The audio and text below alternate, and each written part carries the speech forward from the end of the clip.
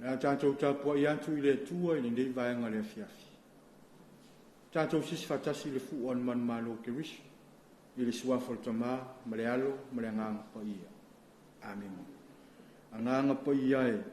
a fio mai e whaatumu loto o ona, ma tutu ai le afi o le walofa. Na ea wina mai lo nganga e te whaolaina I lanto, te whaafo wina mea uma le lalolanga. Le antu wae na ea o ina loto o ona le māmalama le nganga pa ia. Ia lo fa mai a te mātou, se o mātou maua se poto, mai le nā lava nganga. Ma le fia lo la sosoani mai ono Yesu ke riso lo mātou wali. Amen. Tātou vi antu le tua I lona vi inga.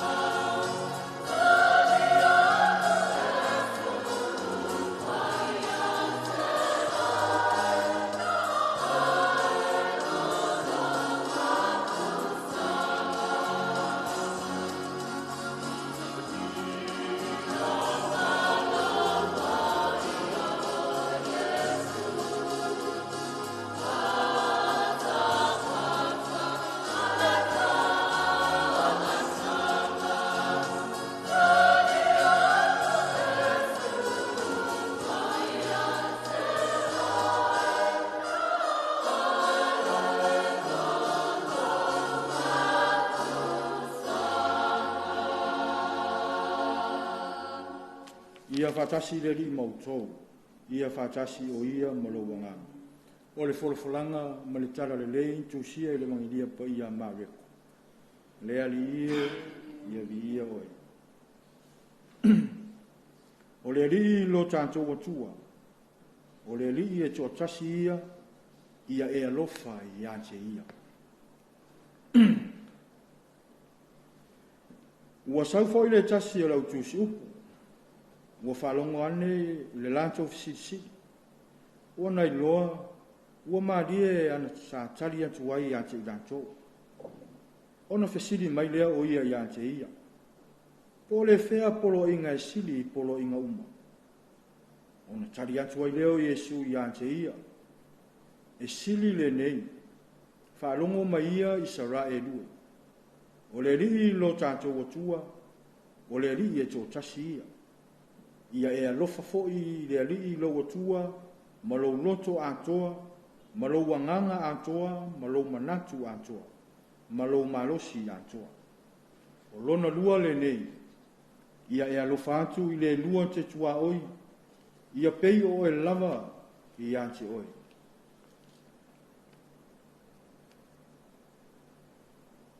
E le ai lava se tasi polo inga e sili na polo inga. Ona fai mai leo le tusi upu I ante ia. Ma lia oe le awa oe. O le tonu lea ua e fetalai mai na. A ua e to tasi lava le atua. E le ai lava se tasi wana o ia. Ia e alofa fo I ante ia ma le loto atoa, ma le manatu atoa, ma le malosi atoa. Ma ia e alofa le lua te tua oe. Ia pei oe lava I ante ia. Sili lea I taulanga mu, atoa ma taulanga uma. Ua sila fia e Yesu, ua tali mai o ia ma le anta mai. E talai atu ai le o ia I ante ia. E te le va mamao oe ma le malo le tua. Tanu ai, ua ele toi fa malosi se tasi. E fisili atu I ante ia. o le tala le lei a le li. Ia vi ia oe le li i Yesu Kirisu. O le au a atoa li o le masina e ala ia fionga soifua lo tātou ali. O le au a lau sa saa mo i tātou li nei vai angale fiafi. E ala i lana whetalai mai i lana upu fora. Fai mai le fesili a le tusi upu. Le ali e. O le thea o poloa inga e sili poloa inga uma. E fōringa mai o se fesili a se tanganta e le taritonu. O se fesili a se tanganta e whaaloto lua. O le fesili a le tanganta e soifua maola e le mautinoa. E ala fo lea e le tu mamaina ai e Yesu lana tali. I tu a inga tangata whapene. Awa ua ia si la fia, le manatu, ma le loto a toa le tangata. A le ana feta lailo tātou wali. Matali ai Yesu i se atoanga. Ina ia whaafai ngō fia o na malama. Ma manino le whaalonga. Ia e alofa atu i le atua malou loto atoa, malou anganga atoa, malou manatu atoa, malou malosi atoa. Lona lua, ia e alofa atu i le lua te tua oi. Ia pei o e lava i atoa. O le tali alo tanto wali ina ia awai, nei to iai se fesili so. Aua nei to iai se whaaloto lua. A ia ola mautinoa. Aua nei to iai se ola masausau. Samoa e molo tātou puleanga li nei vaianga le fiafi. E toa fia ni a inga o lo sili. I mea fai fale nuu. I mea fai fale a inga ma le kālesia. Ai le aini mea o whaatini. E le aini mea o whai ai tutongu le ainga ma le nuu ma le kānesi. A le ua wheta lailo tātou oli. Alofa i le atua, alofa i lo uso antangata. Awane i o tātou wola whaaloto lua. Awane i o tātou wola le mautinoa. A le ua wheta lailo tātou oli. Matali se atoanga ina ia whaatino ina ai o tātou tiute mo tātou whaiwa. Le neila rolangi i le tuma.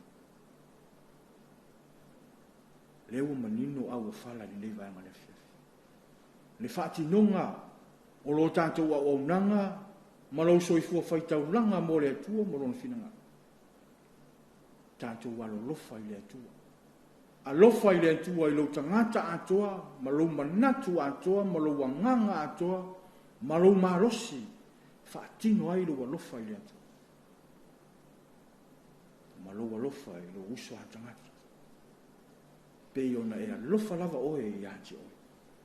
E tātou te talo i le nei tau a fiafi. Lava singa, ma whai unga o le nei vai aso i ngā luenga. Sa whaatino i nai o tātou whai. Ia tātou mo mori le li. Ala i lana wheta lai mai ina ia whapenao na lima taita ina pēa lo soifua whaatou tua malokolo. A o tātou iai lo tātou malanga sai nei lalo langi le tuwako. Amen. Se o tātou te talo. O le vi inga o le whamanu ma le whanetanga. E ao ino mātou whaafo i lau fio.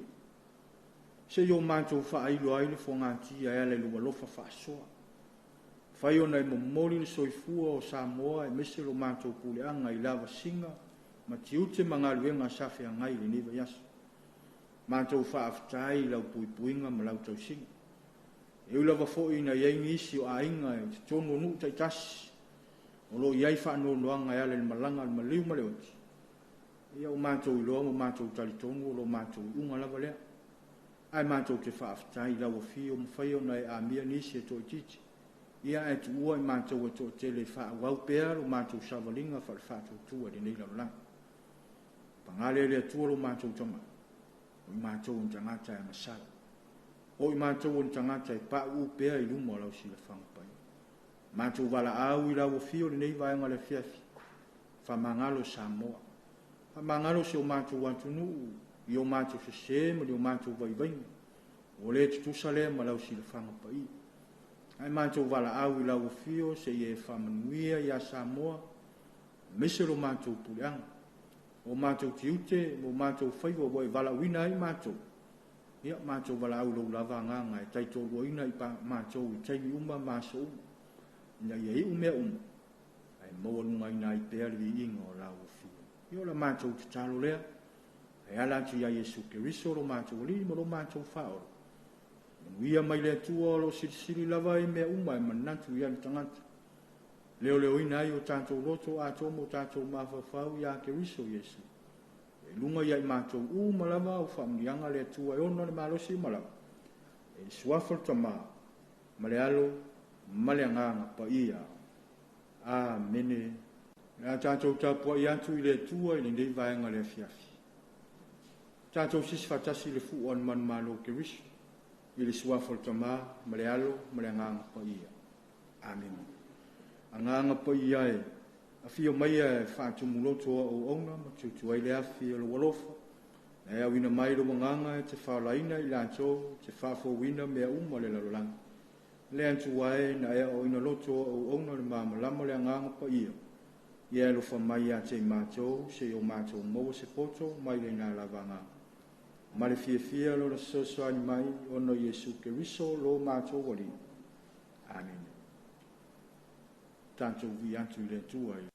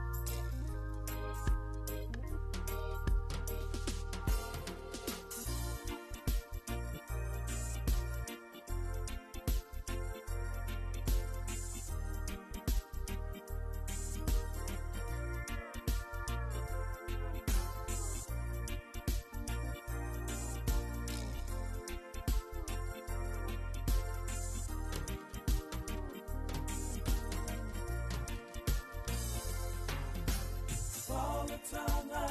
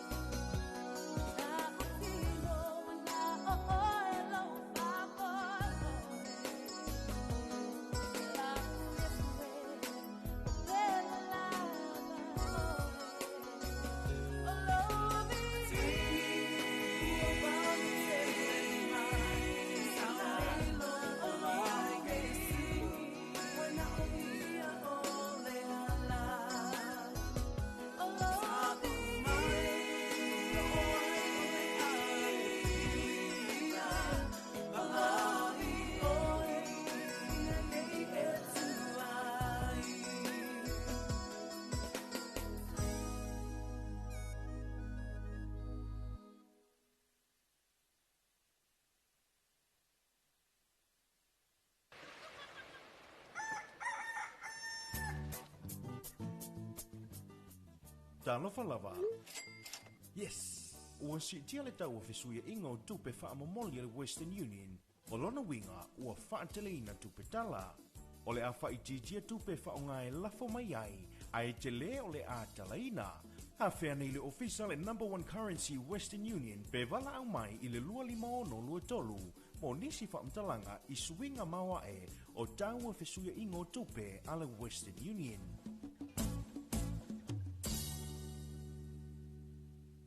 Le polka la me lo ofisa o komisio ngā ruenga le malo. Talofa ma le lau fofonga fia. O le sini au tu o le whaale leo o nanga ina ia vame ma ato tono le whaatinonga. Ma ia whaia ma le lau fofonga fia. Ia whaataua ina le whaale leo o nanga lau tele. Ma ia wha malo sianga tau sile tangata whai ngā ruenga uma le malo. Ai maise teime tau tuai mo le malu o le atunu. Ia mata ata ma wha alo. Ia whaataua ina foifina ngalo whaalia. Ale ma malu o le atunu. E alai pepa fesidi ma le ngaru e whaatasi ai. Ma le malu lau tele. O le nau ta inga. Ina e tuina atu se au nanga ma le lau fofonga fia. Ma le wha maoni. E wha mani e ina e so se tasi o le malu o le atunu. Ilona vave ma le lei ato otoa. Ma o nei swinga uma e a mata mai ya oe. Wha ma ite swinga le lei. Talofa ma le lau fofonga fia.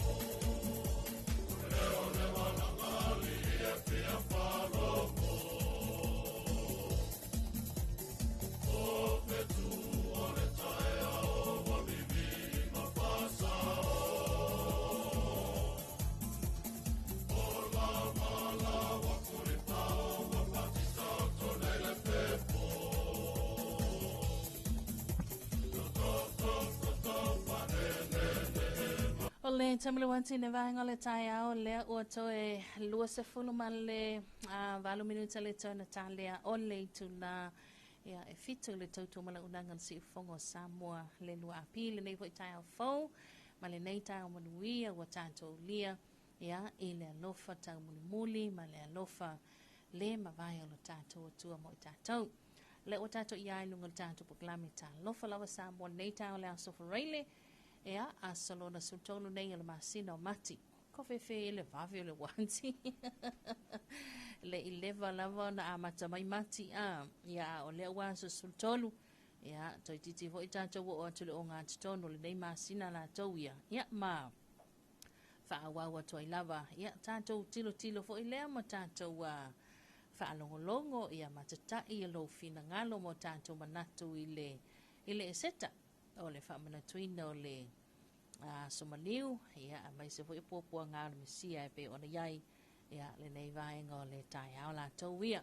Ala tātou wakalau me tālu lava Samoa, ia, i le tautumala unanga le si whonga lo watunu o le lua api, i le nei tai ao, ia, ua mwhai fwoi o na tu mailo a ao, ia, tu atu lo lima ta Talofa, ona o le nangolo so mailo si mai ia le fionga le lipule, le fionga mulio, ia, mai se fwoi o le loa o le au whainga luenga, ia a le company le Fixco, ia pe o na langano so malo sil tantu buklame, Talofa lava Samoa i lea tai ao ma lea tai ao. Ia, Talofa antu fo i le mamalu mula pa ia lo tantu wa au whaafonga tu tele la tau lea ua tātou tiu te whaatasi lungo tātou pengo te wha ilangi le nei tai ao, tātou tu ipi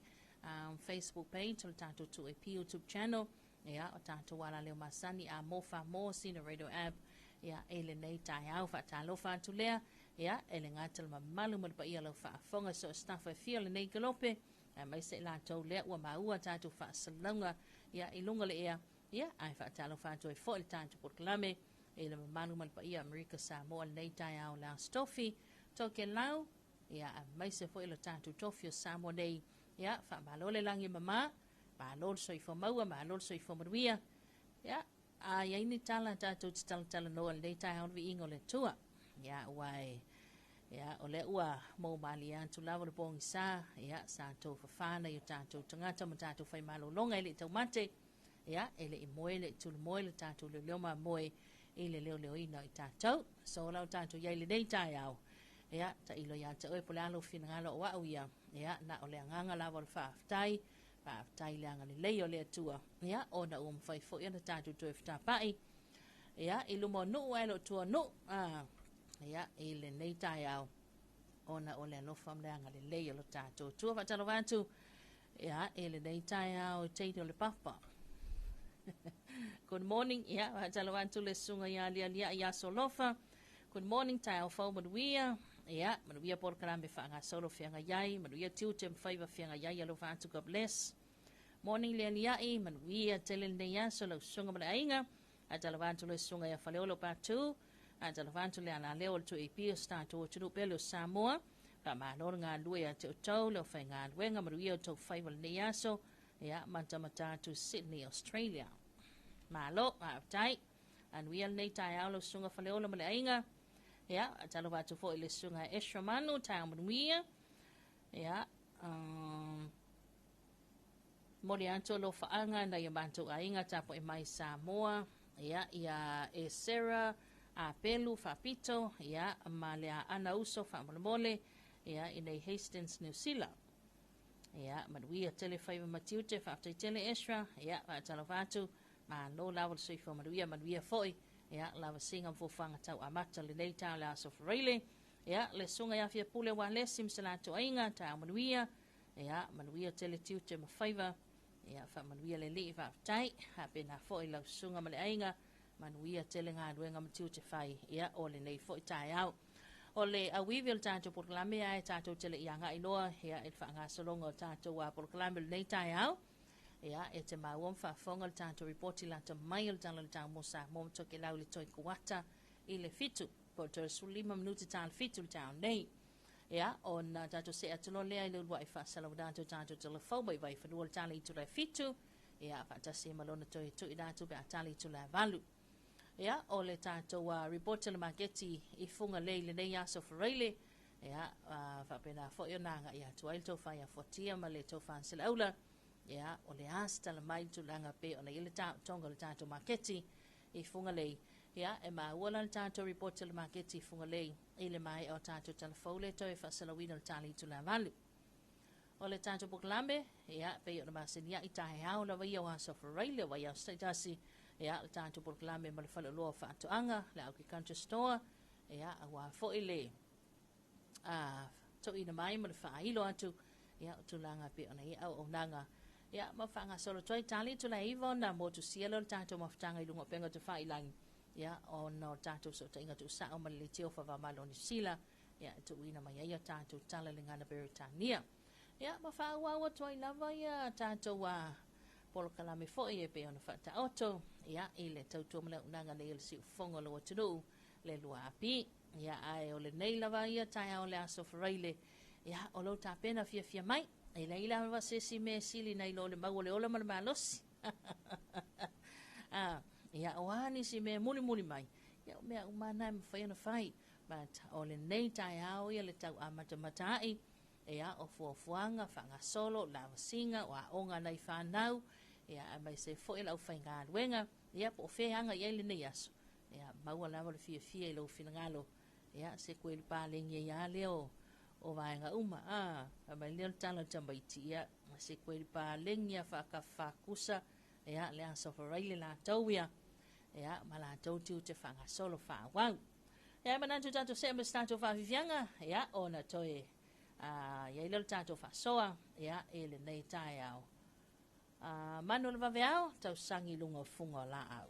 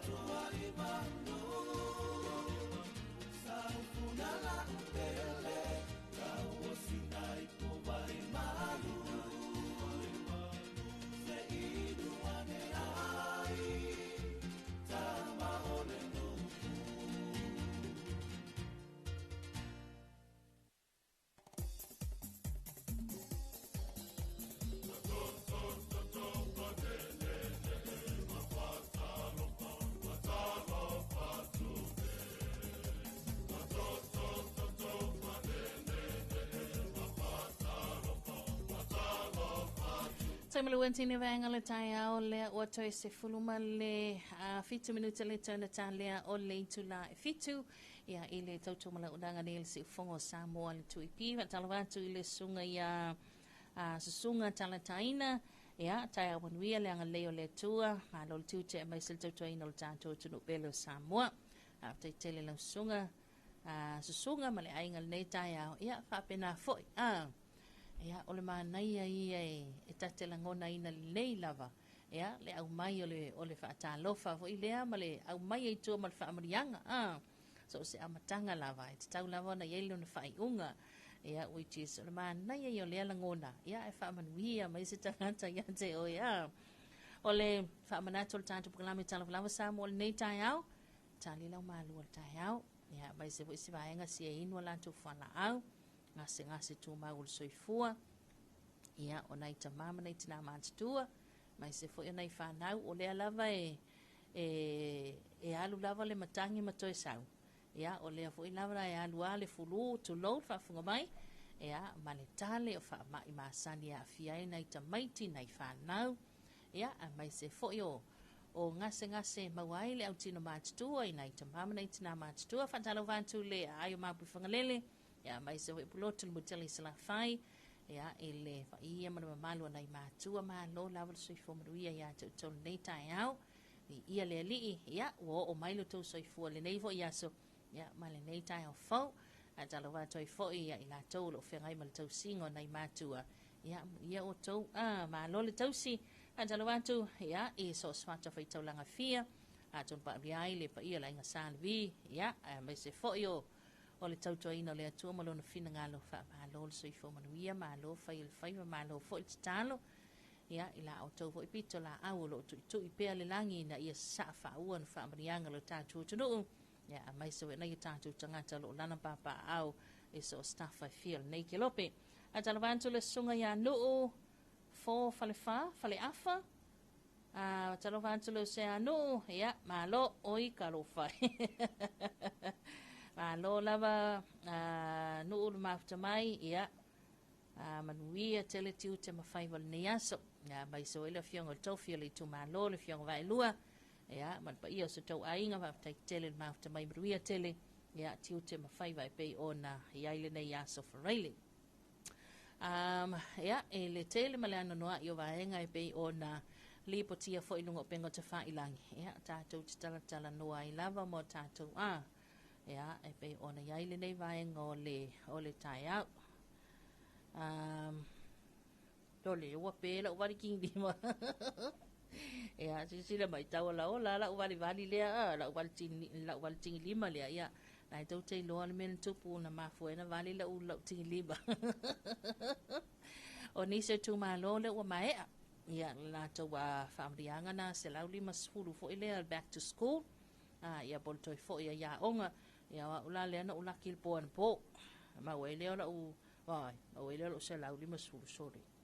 Vai. Ya, dia va ele ma faila ona e alu. Ele va nga ne si va nga voi na le I anga I ai. Ya, e kai pe ya ta to le process o ele lo fa nga pa nota. E se e mai le mamalo lau. Ya, e la to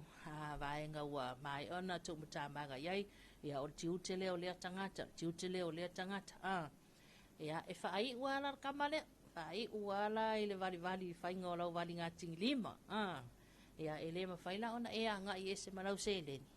Ia ai le vali ina lo wa tingi lima. Ia va paka le fasi moli. Ia le wakau pe me lo wa tingi lima lea. Ia o le nganga na. Telefo inisio le mamalo lea tino ufa iloa la tau fina ngalo. Ia ile tūlanga fo ile fa aftai. Ile soani fo ile tāpena I male toia ea ai. Ia ona I whanau ia lātou wa o ngai pe ona ia ile nei tai au. Ia mane nei masina lātou ia. A talo wātou ia ile sunga ia na manu wa se motu ma makalio. Tai au manuia. Ia ma tango fia le lofa o le atoia e tātou uma whaatasi. Fia mori ato ma walofa anga ma seo to lua. Ia atu tasi na manu. Ma seo mātou tina ia tapaina tu ile olo. Ina yo mātou a inga uma lava manai whanau I Samoa I samalai ulu mā pia. Whamanuia tele whianga iai mā onga mga aruenga le aso. Alofa angana e watu I papa toi New Zealand. Ia alofa atu foi.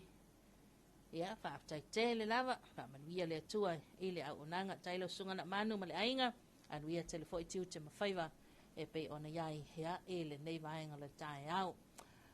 Tato se mai ia tato whaafifianga mai le au foi pesele nei ya le matangi mai sai matangi mai sai on tato se ele tanto report le tanto tau ele nei tai au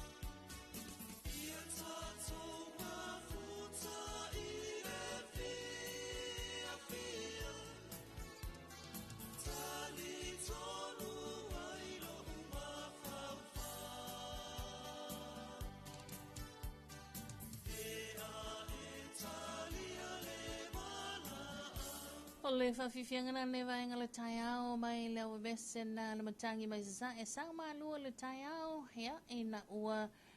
toi fitu minuta le tana talea o le tula e fitu ia tātou se mai tātou reporting le tala tau le wato i taunu ia mo sa mo matoke lau tala tau mo vaenga umale antunu ia mo sa mo le na whamawina le awhare i tula lima i le vaveao le so. O winga le tau au sabili fia lolol malo sela mata polo lo ofte pia Samoa mai au mai au mana i timu ya fia ila tunu u inisu taimi. Whamawina le mutele sela fai matumua nei mo le sola vaia e uvitia se vaenga le langi au whapea i timunga mwhai tili e ono iai i vaenga maua lunga i le awa uli. O le aso tai au o le ato ulu vava solo ai timunga.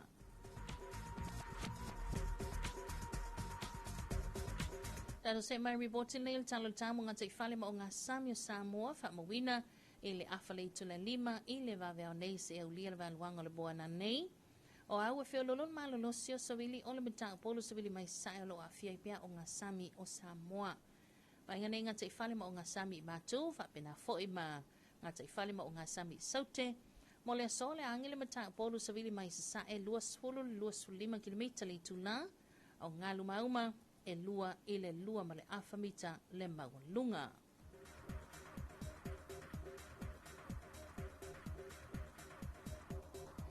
Here's our morning issue forecast for us issued by the Samoa Met Division at 5:30 in this Friday early morning situation. A modern easterly wind flow prevails over Samoa with associated clouds and a few showers affecting the crew at times. For both the Polo and Hawaii for today, partly cloudy with a few afternoon thunderstorms and brief showers possible over the highlands. And for tomorrow, that will be Saturday, some isolated showers.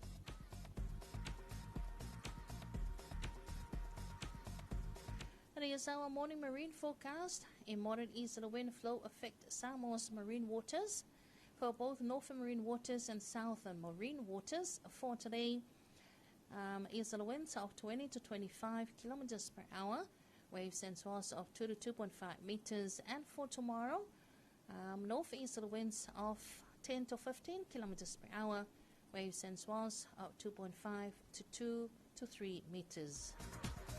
Elena, ole reporti lanta maile na talo tau, ya mo se tātou o tunuu, tātou lau whanua ma tātou ngata i whale, ya ele nei fo i tai au o le aso whareile, ya whai whaatitawanga iai au fōwhanga. Whaatala wātul whaafunga bai e toke lau, le nei fu tai au, a lo lawa soi fo manuia, ya ole reporti le nei talo tau mo tau le na whaamawina, ya ele tātou official wa e tau ya pia nei, ele tāle ono ele wawe au le so. O winga le tau au so savili mai i sa ela of tiai la tunu o toi whafunga mai. O au so savili mai i sa ela of tiai la tunu o. Wa inga le tau mo te lau si o lia le wailuanga le boana nei. E a woi ni su taimi manai timu e iai. Whio lolo whaasolo ina ma losi savili mai sae. O le same si si e whaasolo ina so. O le on le vainga i ona tuatu. O le a awaoa i ni su taimi manai timunga. Whapia fo inai wila ma whai tili. Ole ayai. Talavani, and good morning once again, Tokelau. Here's your morning forecast for you, and this was recorded at 6 o'clock on this Friday early morning. Situation most easterly wind flow prevails over the crew. Focus a minute tonight for Tokelau cloudy periods with some showers, moderate to fresh easterly winds, moderate drowsies, and for Fedalu Tokelau cloudy periods with some showers and isolated thunderstorms.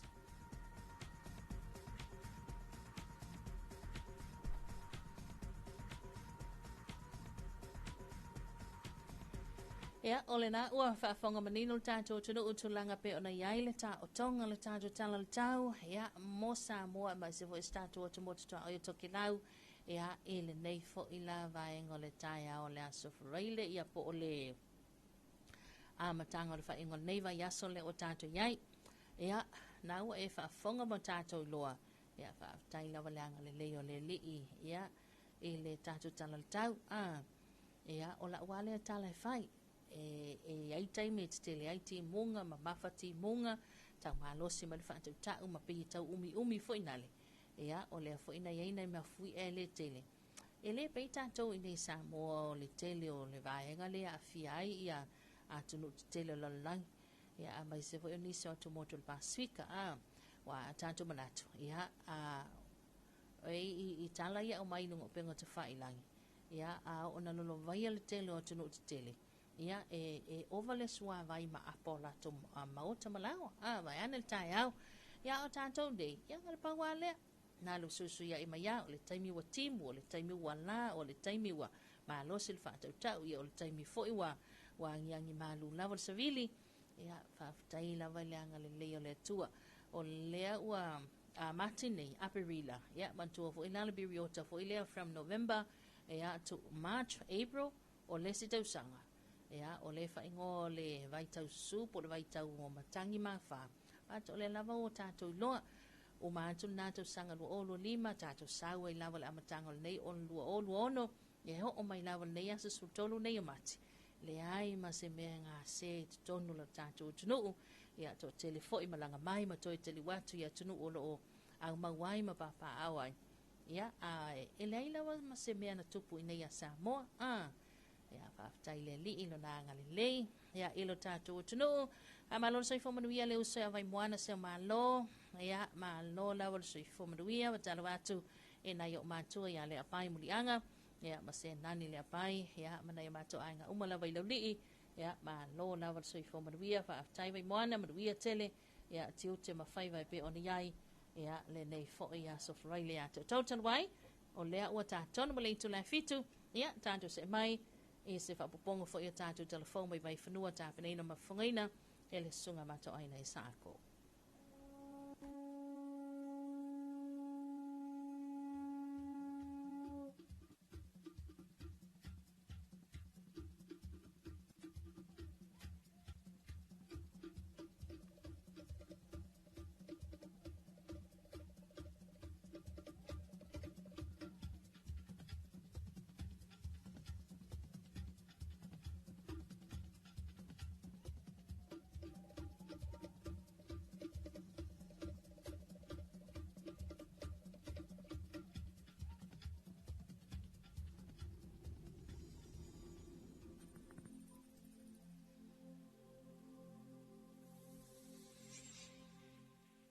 Talofa lava o talafou mai vai whanua.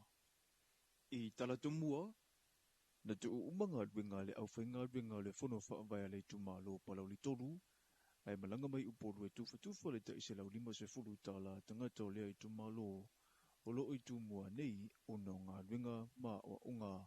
na o lea se tofi na fuafua e whaatino I vai vase I le mautolo, tawhatawhani o lea unga tūlanga lua vai vase,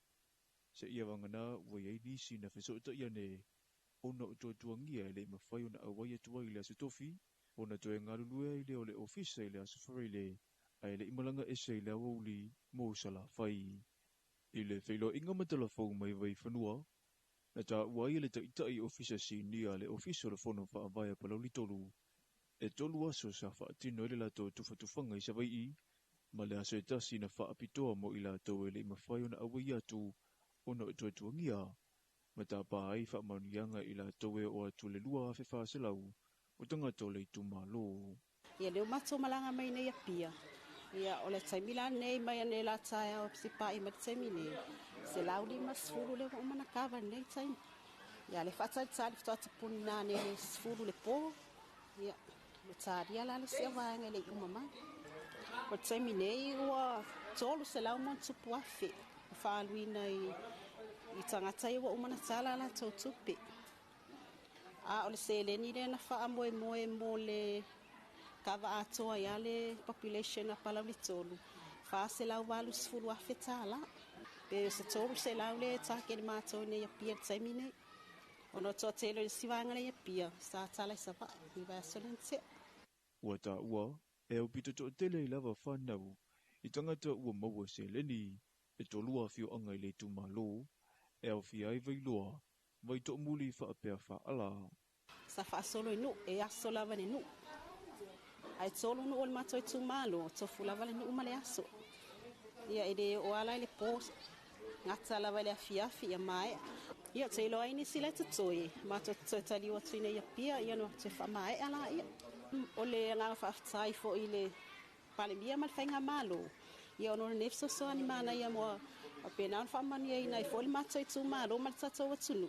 Ia whama maavenga fo i mo le tetari wato nai whanau ia o onga. Na zauno fo i na tia, e to atasi lava le alo le tu malo o lo i le to ese vai a ata. E anga waa fo i le a whaama ite, ai e le umawhai una whaama tuu, se ia toi manino ala fua le polo ke ti mai le matanga wenga o tina matama ita ia tina e wa fiu anga manga fiso ita i ia inga e wha asa fuai. E silia i le tolu afe se lau le a whai o le tumalo, e lea i fo i ni wha fita uli o ngaunga sa mai te wina, ila na tufanga. I lalo lava i au mōrianga ma whaasalanga le matanga wenga o leo whale pui ma leo la toi fuata ina, mo so se tasi e mōlia o no le tango fia, whaonga ina, au mai whaanana pe whaatau ina foi le fuala au whaasa ina o le aisa, e solo ato i le whale pui, o le saunuanga le nā se tasi o suisi nia le matanga wenga, i le whaataranoanga, ma le tio o le lua api i le vai aso nei. Na ua i lea whailoa inga ua o atu le fitu se furu lea whai o e ua mōlia i lea soringa tu la whono, talu mai le masino Januari o le tausanga le nei. Ua whaamanino, le ono iai o ni suinga i whaasalanga, pe a maea le whai unga a le whaamasinonga. E lo iai se vaenga foilea e tawa vai e se ina ai a whaasalanga mō le tausanga. E lo iai se tūlanga whaapena e tātou tūlanga whono, ma le whai unga foi. E tasi ale me sa wai o fai unga fatita inga la fa pe o le mef ia po le aisa le sa moni ai e for life fa le mef ia ona tu la ia el fa msino po le ana na ia fai unga e tu sai male mta pu bo moli atu lo mole o le fa msino ai mol termine e lo ia se va enga o fa pe mai e tu la fun e dava vai e se ina ai le fa salanga o le a tonu fo na ta tu fa fonga e fuin i le termine i tanto fa msino e SPS falling mai ese ia i unga a yo melana e tani ala famsinonga ia a or tanto am tanga renga pe anga e faia tanto fala wiloa ia na ia pui le manula tonu e tasel morianga le aluitua e tasi fo ia le tua inga fasalanga e anga itua ina ia manino manofo manino e tanto maturu o le sila le official leo o loo anga i pea i lunga le whaitau a whai o tangata e a whia i mata upu tau i whala au wha saina. I le tūlata atu i le wha mana tuina o popua ngā o le whaola, ua tala i le autu o le polokala me mō whala au wha saina, ala mtanga ruenga o leo mōre nei masina. A autu sacrifice for better, polono winga. O ani vaenga fo ilea wa e si le fia ia wale tatu ti iai pe le whanga fulea. Ia o lo sacrifice mo me tausami me whapena ia le tele le atunu ia meso le oanga pongi fo ilea masani aiso tatu atunu ne vaitau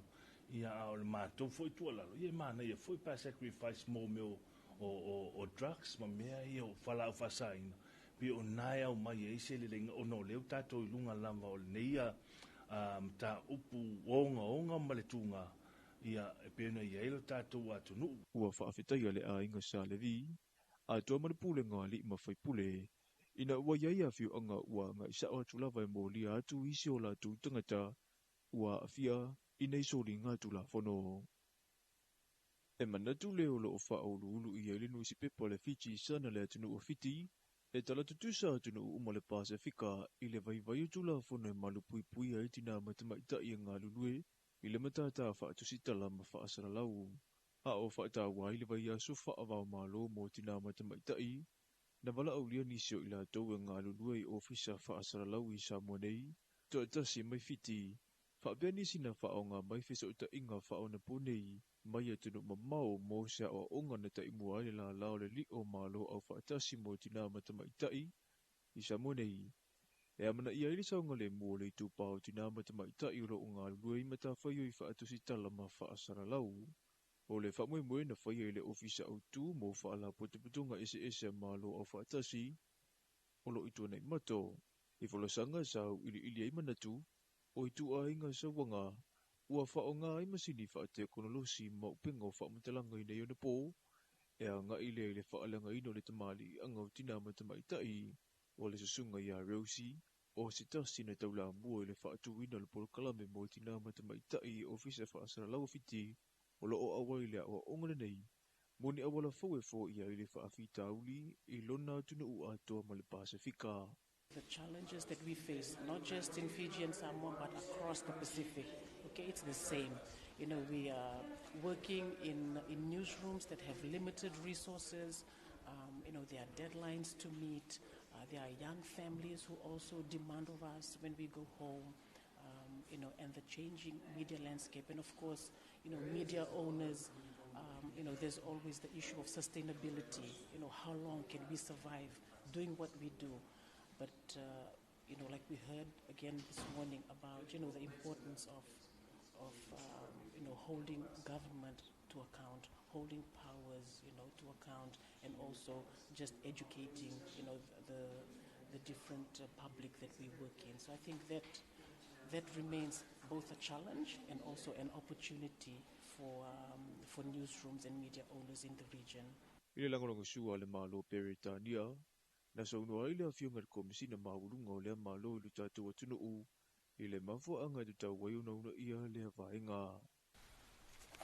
In fact, the UK is firmly committed to advancing the rights and equality of women and girls around the world. While violence against women and girls remains a global emergency, we'll continue to defend progress and partner with others to ensure women and girls can lead, participate and thrive. So promoting gender equality is of course the right thing to do, but it's also fundamental to my government's global objectives. These are to strengthen democracy, enhance peace and security and boost prosperity and trade. So that's why we'll continue to support women and girls to participate equally in public and economic life and stand together with women's rights organisations. O forasanga ma le telo manatu na whelawhai, e aunga lava I le mautinoa, e le o yeise vaenga I la matia I le soifua, ai o le whaaleanga ina fo I le tau le leo tina matamaita I o lo o ngā lulue I ngā ruenga tau whaasara lau, ona o la lato I tūpā, pe ona o la lato wala o wina fo I. Talafona mole nei vaenga le aso manui tele fuafuanga o whianga I male atunu u.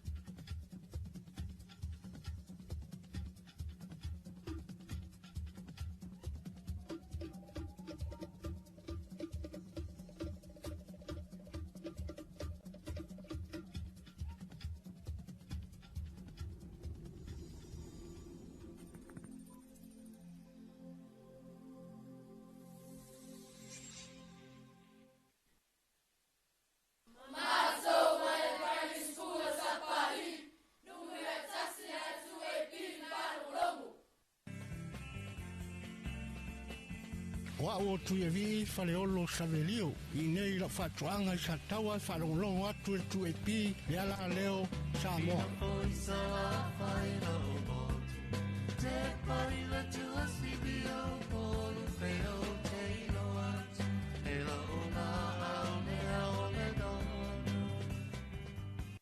Ole tamile wantine vaenga le taiao le ua se fuluma le 2 minute te ine le tula fitu. Ia, ua whaafonga fo ilo tātou o te dou. E leo lua I whaasalawina anto tātou telefon mai vai whanua. Ia, le beo na sa tabareina. Ia, mafonga I nātou le sunga mato I nei sa ako mai le tātou telefotin. Ia, e le nei tai au. O sesiona whapoponga, ia, o le a maua I le tāli tula 5. I le a fiafiana nei banta o le toi whaasalawina. O tātou telefon ia, ia, tulita mai le tāli tula 8. Ia, I le tai o nei. Sultolo minuta lo tanele tula fitu ya voltante nunga mana manatul tele na waanga mai lunga le tele ya moli na ifana ya lanta wa onga ya mai se voltulanga fo ile ile usumai le ufainga wenga ya mai se lo fo ila to lewa tultuli mai ya matul tali tula valu ya fa solo atul afal valu tele ufainga wenga mtanga wenga ma ofisa valo ya matul tali tula iva alfa manatula wa ya tato wa musika maltanto Talofa Samoa nei taiao ya tali lau malo taiao telelisio vaenga le peona sata ua ia tātou telefou e pe ona iai ia le masi mai iai o le le fionga te fono ia mai se foi o le laulau ia ma le ofisa ato le fono whaavai le tumalo palau li tolu ia e nei tumua nei ia ona iai le finangalo foi lea e to te le lava ia o le o sui o le tumalo o lea ai tau malele foi nei tumua nei ia o ngā nei whanau o ngā luenga ia maua nei fasifanua foi nei ia mananofo ai ia nei lo le toi o lela o masi mai ai ia e va pena foi la male tumalo ala tawa sifo ia malanga mai foi le wa e foi to fa le fionga te fono ia mai se foi o le la to fono fa vai ia e le lava pi e la titile tu pe alu na itanga te foi le malanga tu sala fai tala ile la to fa manianga ia ai sili le afifio mai o ilato ia e la titile se le ni anu ilato pases ia le tulanga lana a faila tele sila fia ia o ele i tu malo ia ta ilo ni si tu malo ba do tu malo na le wangi ngai lungo pengo te fai langi ia ma bauti noa le fa so soa ia la to wa vai ngale e ma wai family anga foi le back to school se la lima sulu tala ia e nei no winga la fa ia nei te for the weekend ni sa vai pe te halu sa vai ia o ele i tu malo ia palo li tolu mala ta wasifo le se mete po le se fele na sulua tala malanga liva ia o lewa anga mai I mafio mai ia fionga te fono malato lau ia e nei lo tato motu I tu ma nei mo le si vaenga pe ona ta ue tato telefou ia pe ona fa tala no atu ai ia se tasi fo I o suisinia ia tulanga tau fa salonga I tonu la tunu fiti ia tamaita ia Rosie por to ia Rosie o Rosie le faululu I stasionu spepa tele lava I tonu fiti e pe ona iai ia o le tamaita e fo ia Rosie le faululu iai le vaenga fo le wim ia bo le women in media ia e tonu fiti ia o le pe e maupopo I o le fala potu tonga lea ia awa tato fikala ia I tau atustusa tu I tato ia o le tato te apa lava inunga ia au fiti ia o la ua ia ile si level la o ila tau ia pe ila le malanga bai le se fo e fono tanga ia o le alu fa atas e faile fono tanga le nei Samoa ala e fo ia nga inisio o soi mai inisio tato au nanga fa penei ala ata ia o ala leo ia inisi fo yo o onga ia tunu mamau ia wal tan sa lava ia o matou nei fainga wenga TV maletio ele masi so matou nga o ngai wa ele ia ini mata upu fa pe ia sola le 12 mali 13 ia fa pe le mata upu le e AVI pe fa pe te fia fainga wenga fa letio ele ia e o le university la aso o mata o nga ele ini mata upu fa pe me o le course le ave pe fa pe o ki aru ia le fa to ata o amata mata tulanga fo ile le tato journalism ia le nga ta le NUS ata se fo ila mal le university of Pacifica ia fu ia mafiti abena ia o le wa o nga mai la nai fa na nei time o la fa na ave le mata upu le na but ia o la so de mata o ngai ele ni mata upu fa pe a mea ia o we avele mata upu le o ngolo ke fia fa ngal TV ke fia o te fia fa salau mama se mata upu nga o ngai ia ai ole vala wina ia vale tulanga na va Talofa tuai le fa fonga mai le tina ya muti ia ele nei tai good morning ma lo level si from luia Antalawato na tato ba anga America Samoa ia le tamaya sali moa mai solusa solema msalato ainga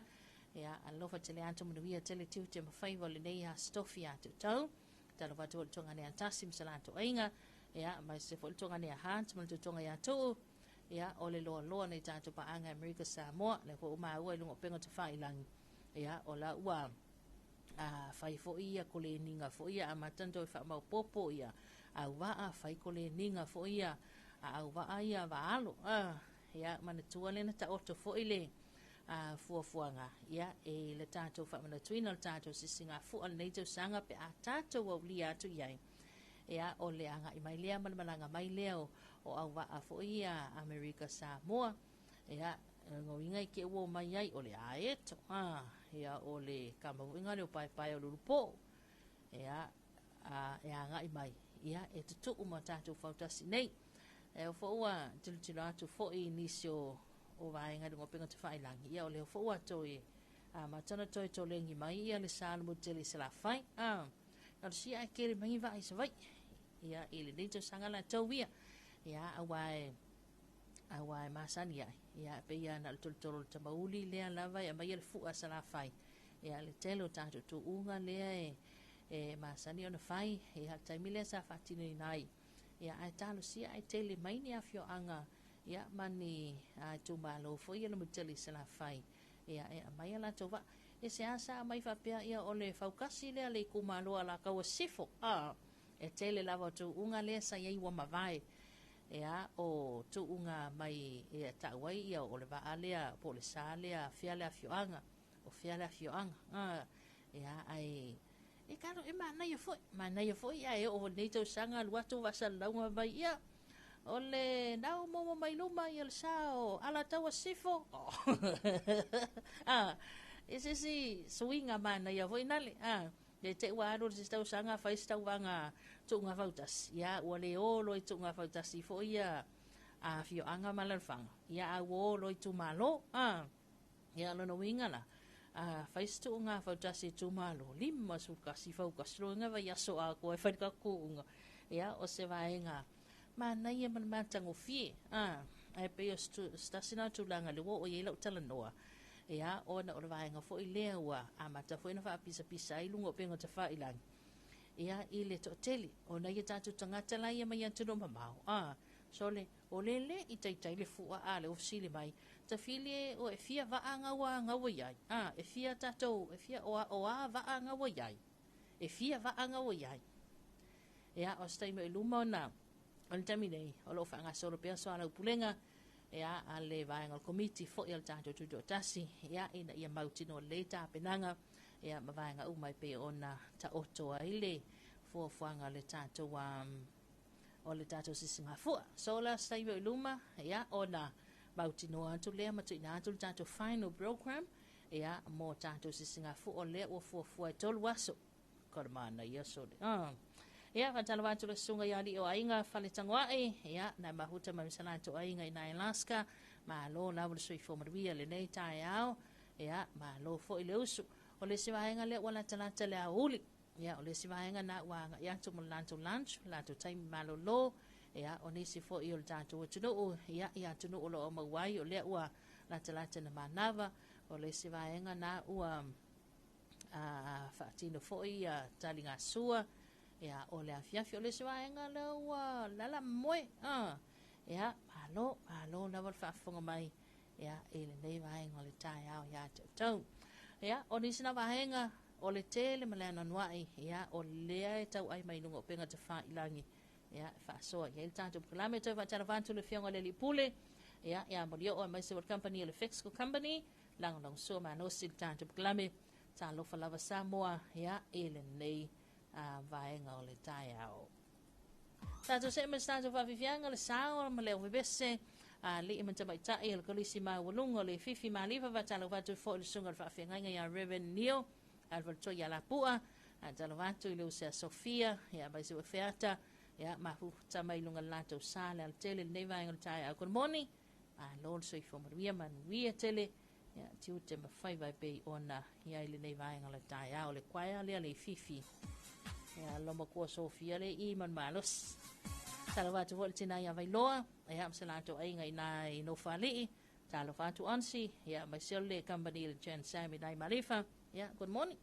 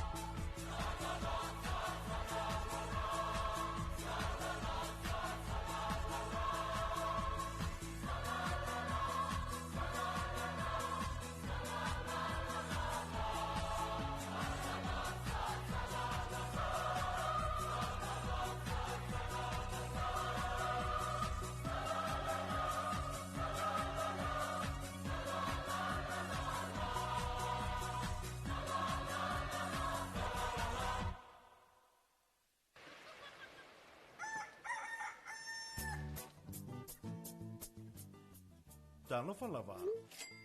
Yes, ua sitia le tau fesuia ingo tupe whaamomoli le Western Union, o lona winga ua whaateleina tupe tala. O le a whaitijia tupe whaonga e lafo mai ai te le o le a talaina. A whea nei le official le #1 currency Western Union, pe wala au mai i le lua lima ono lua tolu, mo nisi whaamtalanga i suinga maua e o taua fesuia ingo tupe ala Western Union.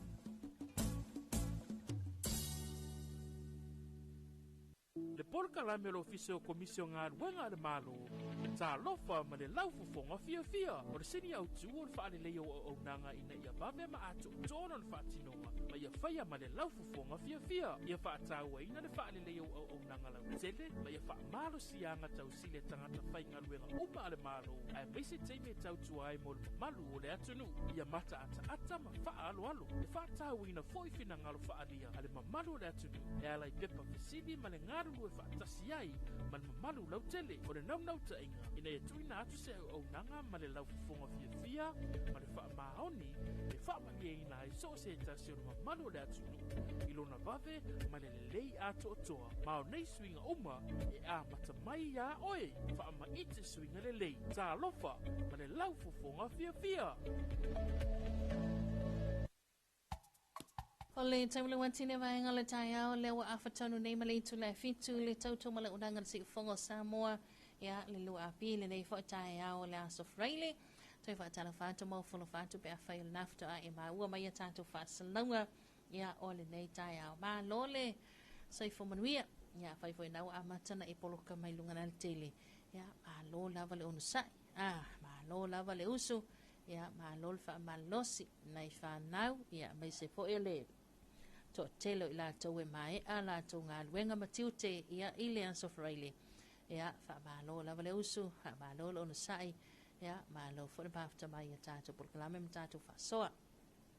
o le wa ta penal tatu fa nga malo e tali ia le malanga mai le a liba le mia le malo ni sila ia le fofua e to ai tau mai le po le anso sa nei ia le sunga ia Christopher Laxon malanga au malanga ia fa sto tele e silia mal to se lau au malanga le anga mai ia pe ona fa ilo fo ila e umale vesi ia tatou e mai ale le felo inga mal ta il tatou malo le fionga le li pa le mia ia mal tatou malo ia ona a fea fo ile o le atunu o tonga ia ole anga ato la vole nei fainga malanga ina ia maua le so ta inga ma maua se felo inga ia ba ta i fo io malo lua pe la tatou matonga ia ma ia inisio vaenga fo ia man tu fo stasi leo tatou fa malu ia e tele na tu ina baila la tau au so swani fo i mo la tatou tunu ia ole malo ni sila ai fa ilo fo ili potel nei tai au silia mal tolu se la wafe le fa io tangata Samoa ma tangata Tonga le alo la papa au tonu ni sila le ala ia ile community o tangata Samoa fa pena fo i male community o tangata Tonga ia it tono vainga umalawa ni sila ia le la fa mai le hali pale mia ia ole ainga tas le tafa tolu le ole ainga tas so le lai to no le tato to no le pola sa ia ona fanga solo le tato klami fa toa ia fa penan fa to ina ma fanga solo le mama hotel fa le malo le fo ia le ole afa ia le cara fa ana ia ma le savari fo ile afa alo ia le ia ile asisinga i malo le malo ia ma fa ia ina le ava le felo inga ia le mama hotel fa le malo ia ma faile isi sauninga fa pitoa le tulanga pe ona yai ia le fa sua faina ia ole sunga le palmia ia fato ai loa ina ia le swafa matai fato ai loa ina le sungfua ia le swafa matai sola o vaenga umaina ia fa salawina tu sa nunga tato o unanga le ala tal malol tv iva ia o tato Facebook lo winga fa ia 90 alala ma ia tuno mamao ia na ole fa ola fo ia lo Facebook il tato 2EP Facebook page ma le tato YouTube channel ia anga i umatuai ia sauninga ne ia ba te whaatino ina umai lumo le tātou a maota le malo le fau le asong fua la lea ia mai ana vaenga na ia ona faia leo le anga ilea i le official lana fionga le li pāle mia te ta i le malo mo le saininga fo i le vaenga fo i le amayu ia ma faia inisi ma waile awa noa la utu stalai e faia ini e la tau wa fesili fo i le atulanga pe ona iai ia ole auli fo le tāle lua ia lea ole a stala lo ia i le tātou free market fo i le savanalo mantua pe ona sila fia le taimina i lea lo poloka ia tātou awala mawhafatal pas ia ona le tūlanga le toi whaale lei o le tātou kā ia le paka ia tātou pasi la pasese ma tātou taapale ma le whale whatal pasi whaau le lei umaluma o le tātou a marketi foula ua mae ana whai ia ua le tātou a free marketi le savalalo ia o le afo ina mawhai ana whatau nuina ia ona o le wha umi mai o le au le malo ni sila ia stasila na poro ki te telefoi ia le pe ona whatau nuina ai ma tatala lo ia le tātou marketi savalalo tai pei whi le malanga mai a Mrs. Wong ia le ananga i mai le poro ki te foi pe ana whaatino ina le malo Australia ma si ai le maota po le ofisa le whailau tusi al fono au ia malana fo i au whai ngā luenga ia whapena fo ilan malanga mai a Christopher Luxon malana au malanga ia tulanga na mai alola ia le asisinga lea masauninga ia whaal malo whailo inga a taitai o malo i lua ia ona whaawawa tu lea lo whai ngā malanga Luxon ia mo le malo tonga ia i la tau fo i puha fo i ni vaenga o ati na e tono tonga ia lea lo o tuina mai ele so soani le malo New Zealand ia ma o se whailo inga te lelo na taua ia ona o le tūlanga le pe ona iai so lea lai malanga mai le sunga le li pālemia ia Christopher Luxon ai expect e toi taliu ia ala ue lona e whaupoponga lona swafa ia which is ole wala ta pena le tanto whainga malo le tanto talinga malo na ia ma whaawawa tuai ia tūlanga e pe ona iai le vāvala lata ia ma le mawhanawhana o le mawhtanga lea Samoa ma New Zealand awa ta usa tunu upito isili ona o ia i tanto tangata o New Zealand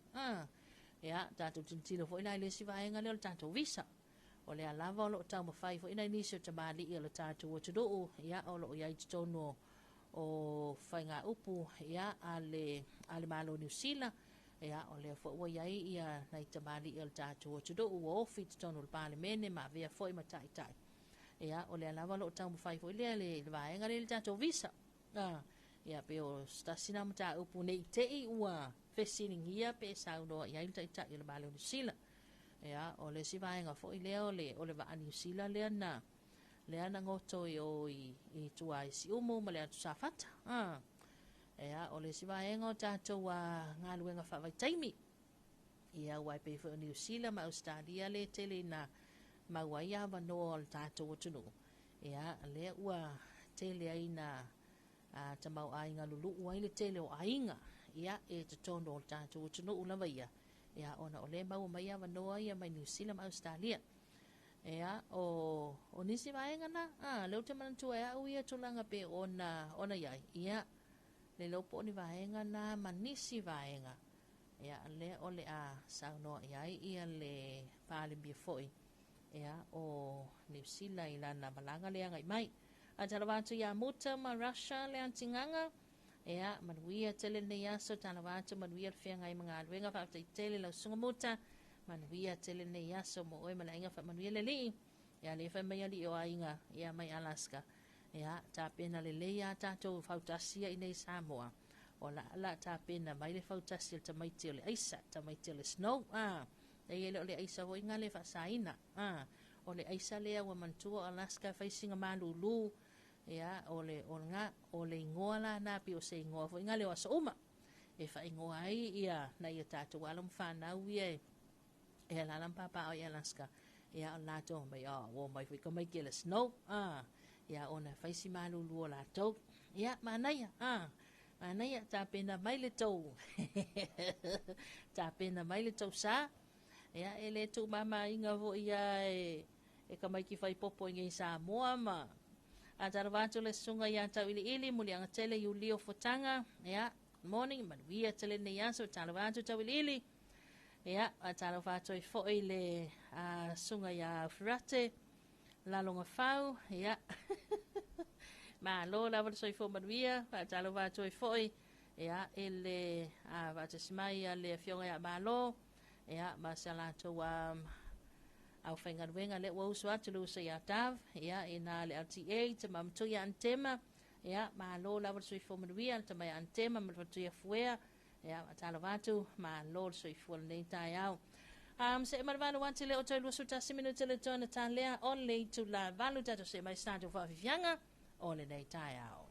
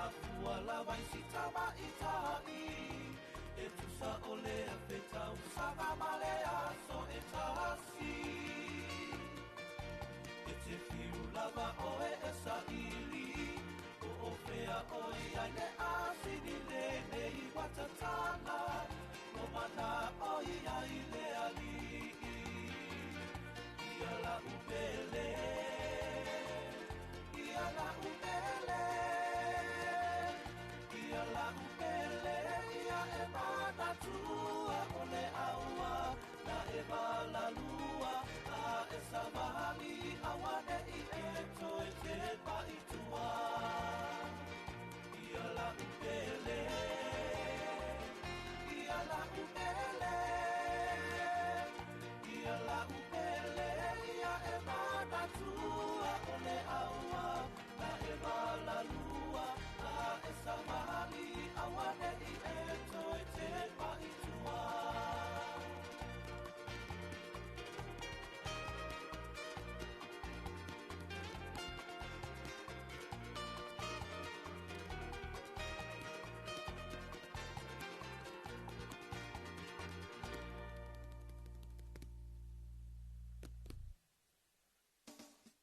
Whaafonga mai mo le poti le maketi I se vaaina I se lengonga wenga lau whaifa to anga a tina e mapusilisi la iti me tau lima tau mawhamata maisi au unana ese ua tapu vai tasi le maketi fumalei. Olo o ngā lulue so tau awai male ofiso tau I mo whaagalave te tupu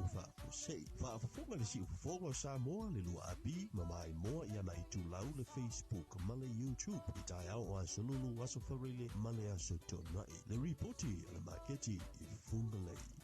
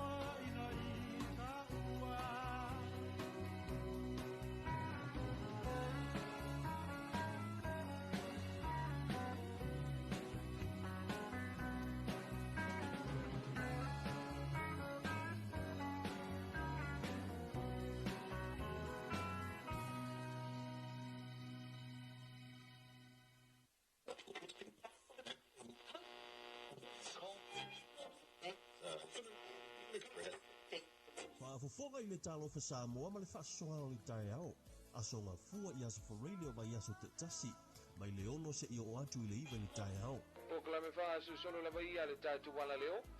E ole a fa fonga mai lu tatu mantunu I tatu talo le tau. Poka malio le tai au. Ole vale arisa. Ia mo fia. Mo sia fa mama venga.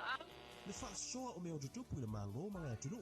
Ai ali ni poti le maketi tai au sununu. Ti ia o le maketi fungalei ina nei tai au fa malol so I maua fa malol so I maruia ina mamalu mal pa ia le tatu. Ase fa reile masito nai o loo fa ino ai fu o fa to anga o ngā luenga ma favor o le filima le au fai fa to anga ina tunu. Le Talofa Samoa o fa sara lau tu sa o ilunga le 2AP Facebook ma le YouTube channel. Ai, lala o so o le lalai a koa ka ilo la ia. Polo kalame ma le tua le so I tae o solua ma se tofio wa yasu tasi to e fa sara lau ina yasu to nai. Eva ile musika ile itu la tasi na uli. Eva koe e pasa fo ile lea yo konsono se linti o au le mole a uma na kame lo le especial le twin brother lo kama o ia sa se fo Itu la mo le au ma tua ile tau le tolu se ia o lia le itu la e fa tato we valone ile musika mo le mana vo ngā luenga afa le fa kuka o le afiaki. la ukale mo e fala ile nyangi ma le au pele ku ia ile fiu ave ia ki polo ma le pepe ia salangi le vai pepa Oi au tu e pi na huta tu bato ya oi. Lua api. Le siku for fama o Samoa.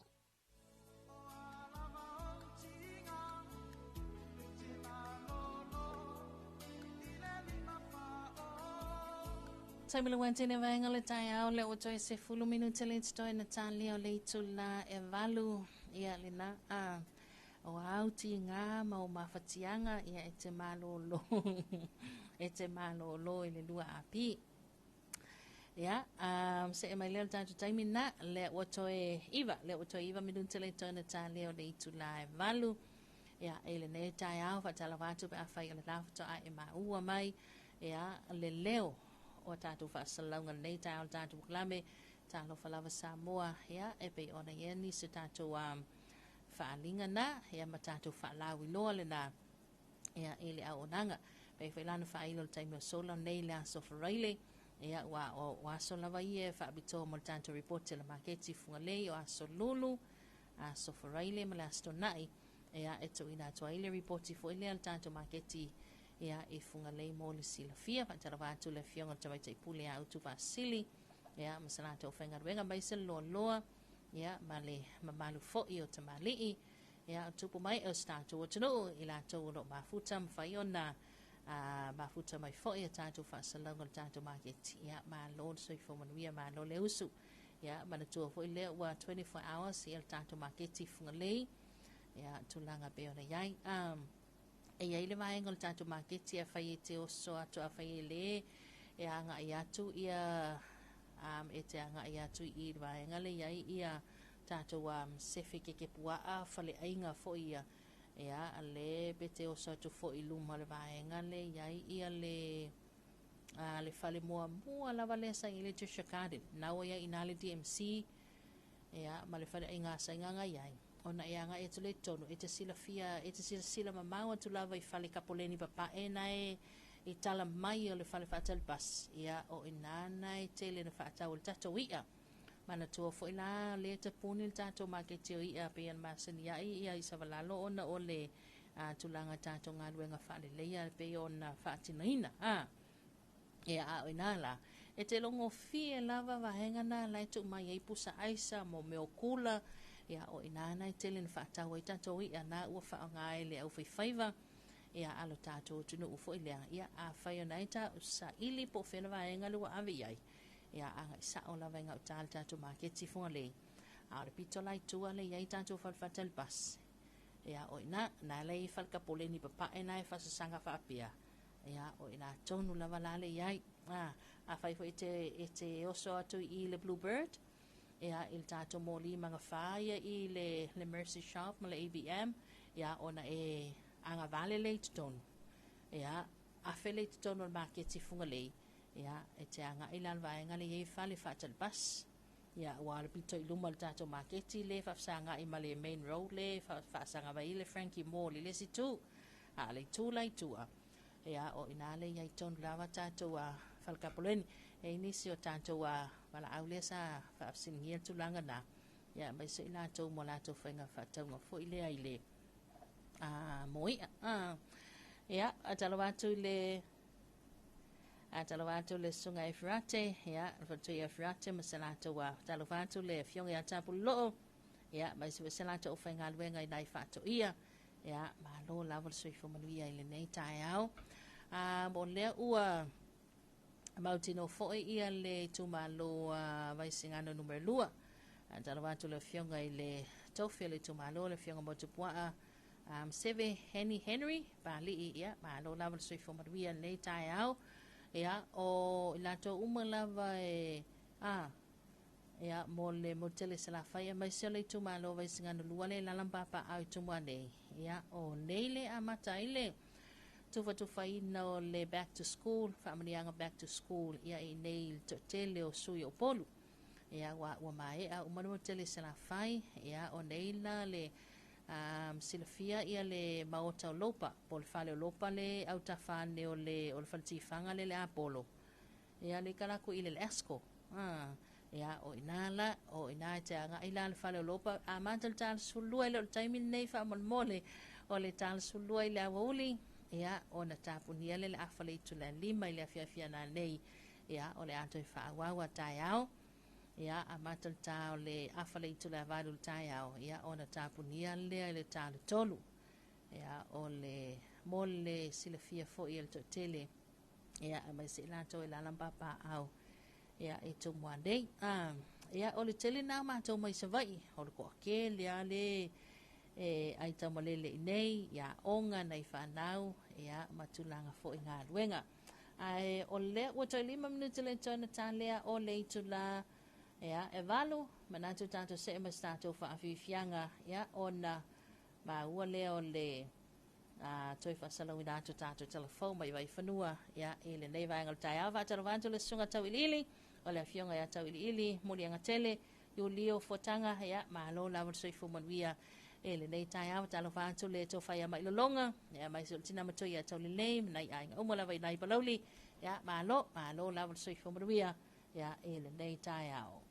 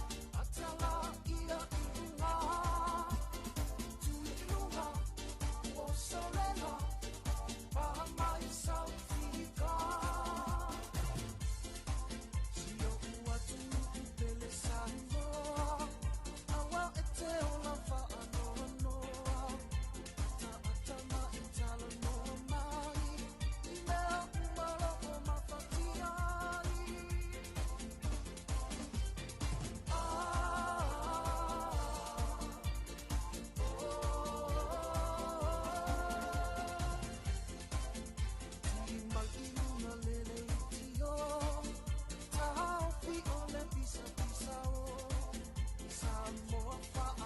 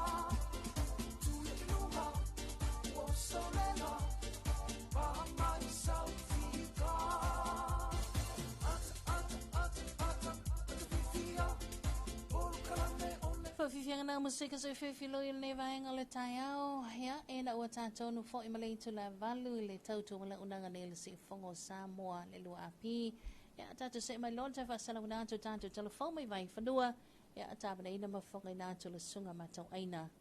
e sako.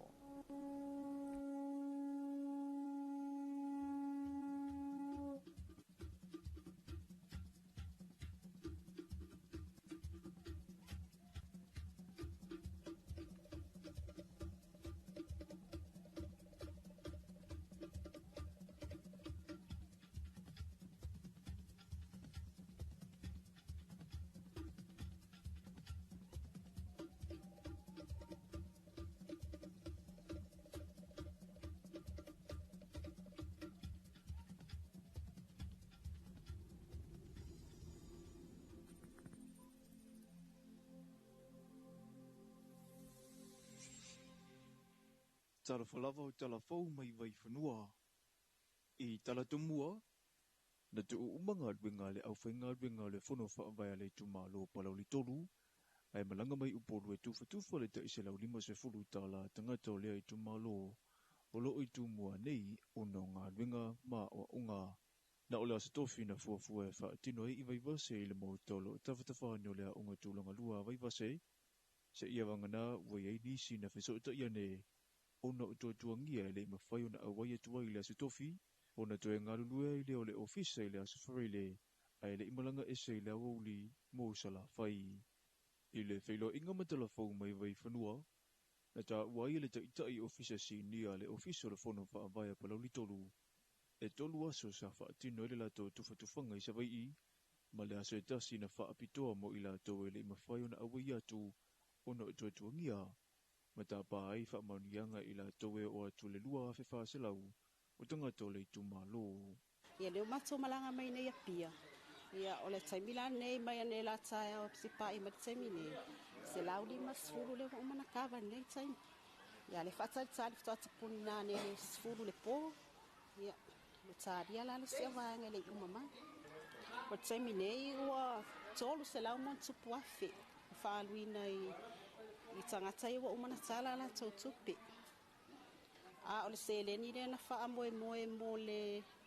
kawa atoa ia le population a Palawi tolu. Wha se lau walu sfuru a whetala. Pe se tolu se lau le take ni mātou ne ia pia taimi nei. Ono toa telo i siwanga le ia pia. Sa tala I sapa I vai asolentia. Ua tā ua, e au pito to tele I lava whanau. I tangata ua maua seleni. E tolua fio anga I le tumalo. E au fi ai vai loa, vai to muli whaapea whaala. Sa whaasolo I nu, e aso lava ne nu. Ai tolu nu o le mato I tumalo, tofu lava le nu umale aso. Ia ede o ala le pos, ngata lava le afiafi ia mai. Ia te ilo aini sila te toi, mato te tali o tuine ia pia, ia no te wha mai ala ia. O le ngā whaafitai fo I le palemia mal whainga malo. Ia ono le nefso soa ni mana ia moa, a pena on whamani ai nei fo le mato I tumalo, mal tato wa tunu. Ia whamama avenga fo I mole te tali o ato, nei whanau ia o onga. Na zauno fo I nā tia, e to atasi lava le alo le tumalo o lo I le to ese vai a ata, e anga waa fo I le a whaama ite, ai e le umawhai una whaama tuu, se ia toi manino ala fua le polo ke ti mai le matanga duenga o tina matama ita ia tina e wa fiu anga manga fiso utai, ia ia inga e whaasa fuai. E silia I le tolu afe se lau le au whai o le tumalo, e lea I fo ini whaafita uli o ngaunga sa mai te wina, ila na tufatufanga. I lalo lava I au mōrianga ma whaasalanga le matanga duenga o leo whale pui ma leo la toe fuata ina, mo so se tasi e mōlia o no le tango fia, whaonga ina, au mai whaanana pe whaatau ina foi le fuala au whaasa ina o le aisa, e solo ato I le whale pui, o le saunuanga le nā se tasi o suisi nia le matanga duenga, I le whaataranoanga, ma le tio o le lua api I le vai aso nei. Na maua I le a whailua inga ua o atu le fitu se furu le a whai o e ua mōlia I le asoringa tu la whono, talu mai le masino Januari o le tausanga le nei, ua whaamanino, le ono iai o ni suinga I whaasalanga, pe a maea le whai unga a le whaamasinonga. E lo iai se vaenga foilea e tawa vai e se ina ai a whaasalanga mō le tausanga. e lo ye se tūlanga whapena e tātou tūlāwhono ma le whai unga foi e tasi ale me sa wai o le whai unga whatata inga la whapeo le mef ia po le aise le Samoa ai e for life fale mef ona tūla ia il whaumsinonga po le ana na ia whai unga e tu sai male mta po moli atu lo mole o le whaumsinonga ai mo le temine e lo ia ise vaenga o whapea mai e tūlāwhono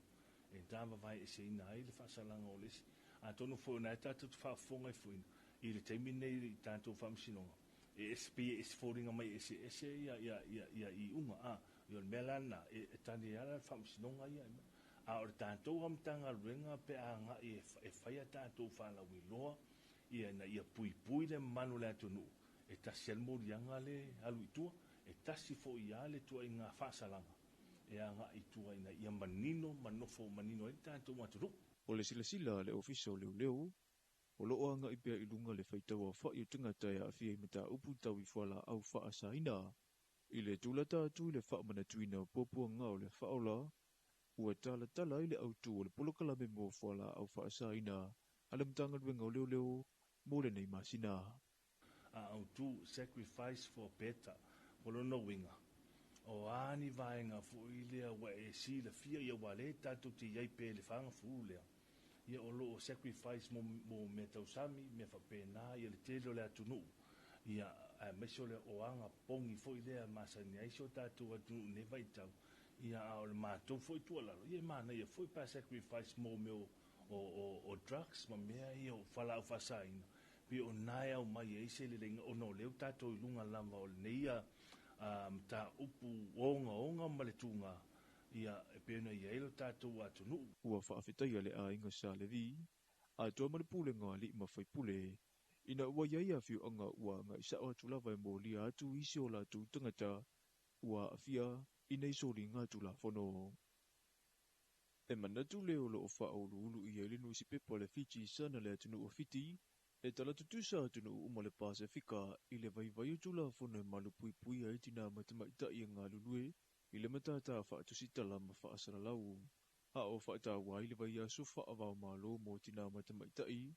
na wala au lia nisio i la tau e ngā lulue i ofisa whaasaralau i Samoa nei, to atasi mai fiti, whaapea nisi na whaao ngā mai feso ta inga whaao na ponei, mai atunu mamao mo sea o onga na ta imua le la lao le li o malo au whaatasi mo tina matamaitai i Samoa nei. E amana ia ili saunga le mua le tūpao tina matamaitai uro o ngā lulue i mata whaio i whaatusi-tala ma whaasaralau. O le whamue na whaia i le ofisa au tū mo whaala putuputunga ese malo au whaatasi, o lo itua nei mato, i wholosanga sau ili ai manatu, o i tua inga sawanga, ua whao ngā i masini whaatea konolosi ma upenga o whaamatalanga i nei o na pō, e a ngā ile le whaalanga ino le tamali anga o tina matamaitai, o le susunga i a Rosie, o se tasi na taula mua i le whaatu ina le polokalame mo tina matamaitai ofisa whaasaralau fiti, o lo o awai lea o ongana nei, mo ni awala fau e fo ia i le whaafita auli i lona tunu u atoa ma le Pasifika. The challenges that we face, not just in Fiji and Samoa, but across the Pacific, okay, it's the same. You know, we are working in newsrooms that have limited resources. You know, there are deadlines to meet. There are young families who also demand of us when we go home. You know, and the changing media landscape, and of course, you know, media owners. You know, there's always the issue of sustainability. You know, how long can we survive doing what we do? But, you know, like we heard again this morning about, you know, the importance of you know, holding government to account, holding powers, you know, to account, and also just educating, you know, the different public that we work in. So I think that remains both a challenge and also an opportunity for newsrooms and media owners in the region. Ile lango sua le malo Peritania, na sono ai le afionga le komisina maulunga o le malo i tātou atunu u, i le mafua anga i tau waiuna una ia le vaenga. In fact, the UK is firmly committed to advancing the rights and equality of women and girls around the world. While violence against women and girls remains a global emergency, we'll continue to defend progress and partner with others to ensure women and girls can lead, participate and thrive. So Promoting gender equality is, of course, the right thing to do, but it's also fundamental to my government's global objectives. These are to strengthen democracy, enhance peace and security, and boost prosperity and trade. So that's why we'll continue to support women and girls to participate equally in public and economic life and stand together with women's rights organisations. O forosanga malitelu manatu na whelawhai, e aunga lava i le mautinoa. E le o iei se vaenga i la matia ai le soifua, ai o le whaaleanga ina fōi o le tau le leo tina matamaita i o lo o ngā lulue i ngā ruenga tau whaasara lau, ona o la lato i tūpā, pe ona o la lato wala o wina fōi. Talafona mole nei vaenga le aso manu e telefofuanga o whianga i male atunu u.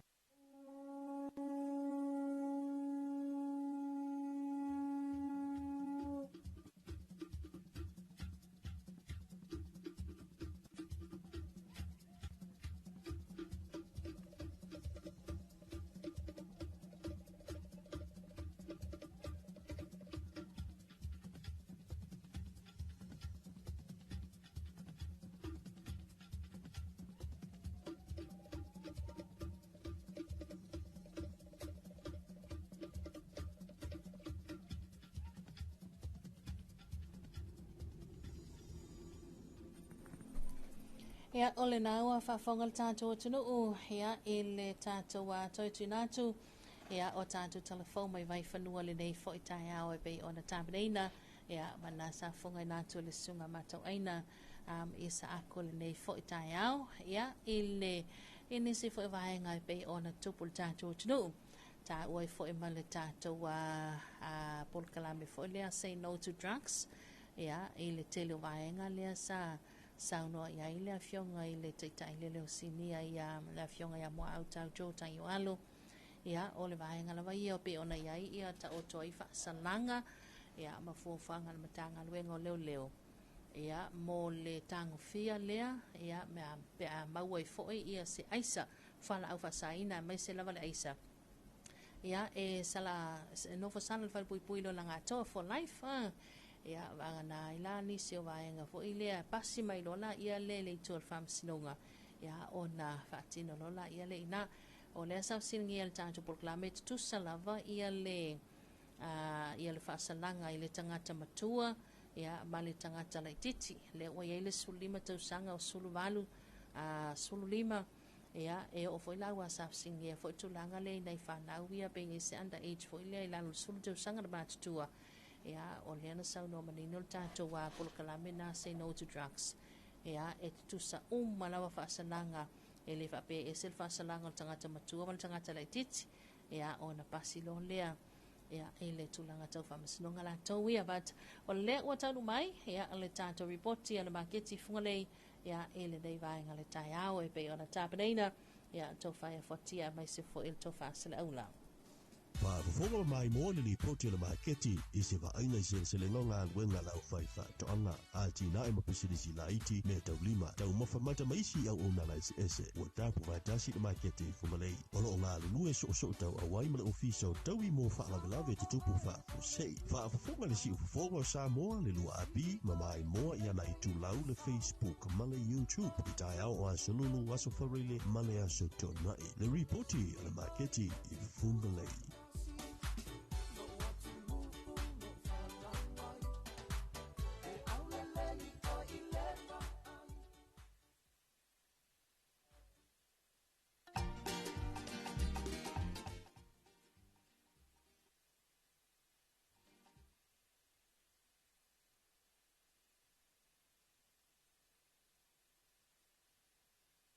Keti I se waaina I se lengonga wenga lau whaifa to anga a tina e mapisidisi la iti me tau lima tau mawhamata maisi au ona la ese ua tapu vaitasi le maketi fumalei olo o ngā lulue so tau awai male ofiso tau I mō whaalawelawe te tupu whaafusei whaafafonga le si ufafonga o Samoa le lua api ma mai moa I ana I tulau le Facebook ma le YouTube I tai au o asolulu aso wharele ma le aso tonai le ripoti o le maketi I fumalei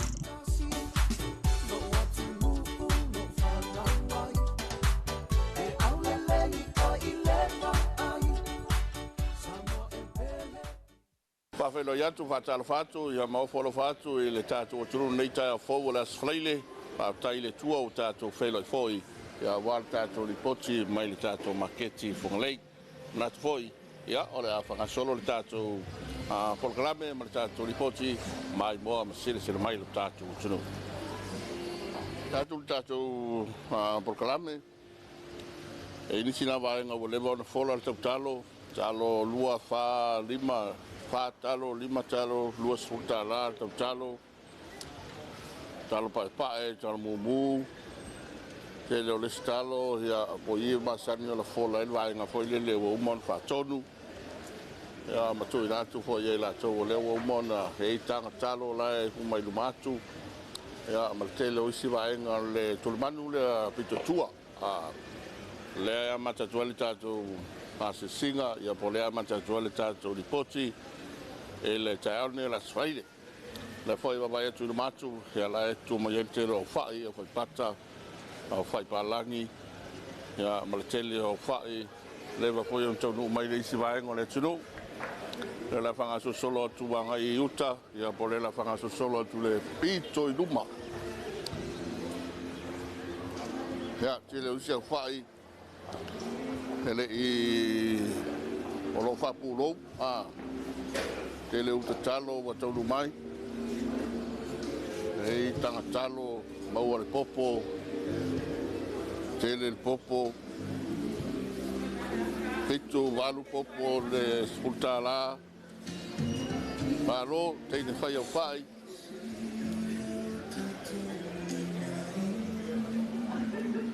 la na wala o paka talo pae whātalo lua spultala, tele tanga talo ngai whapulou, tasi o tamare wa fola lan tau talo lua whaongo walu talo lua spultala, au whai, maua au whai paka, au whai palangi,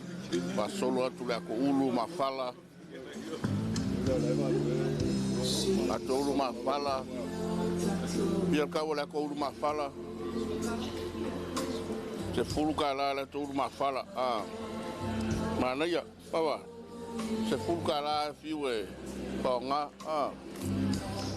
mo ka mukonga ka wanga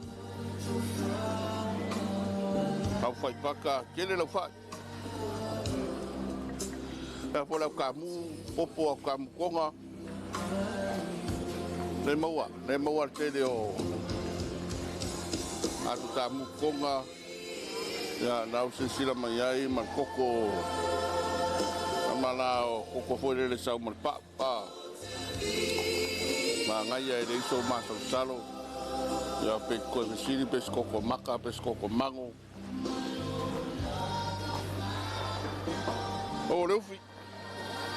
e rufi kasia ya ke no fiel ka rufi tol se furu taufi wala mau ana ia pali fulas falaire das o talo mubu pai ma pole au faio lo fapulo vere uso mai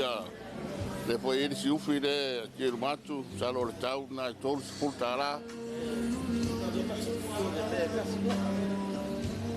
ya ya ele viu agora oh captai ato popo a calo a ko ulu ulenga mo voltalo pa ir talo ya tu ya fo lingo ka calo res falaili ya la po artalo ya fa lima talo los fultala ya la tifo ya ka ko mo ka calo ova ko fultalo tasio fa va toanga ya mane tunu tau mai po la foia la to va mata el talo ya wala tunu mai mo fa taunga na fu eris kan kalo na Pakawa kuar kanga Maua le vaenga lea lo ia talo ia pe ona masaniai ko la tele o talo alo ele talo ia mai ma sisi la mai le tulu e na disio vaenga o tato fai fatoanga tara mumule maua le pito i ruma tol manu ko ngai sifo maketi ngai poloka pe masniai fai pula bisiluki luau pa solo tio le tuole niu maruru e fua mata lo sulu mai de la se aso vela ni yaso ya fai ma fai sa niu o mo fa malulu pe pa isala elu Mai nga sesio tapenanga mo le maukeni tasio vai nga le tele ni vai tau le maukeni fai pula msiluki dano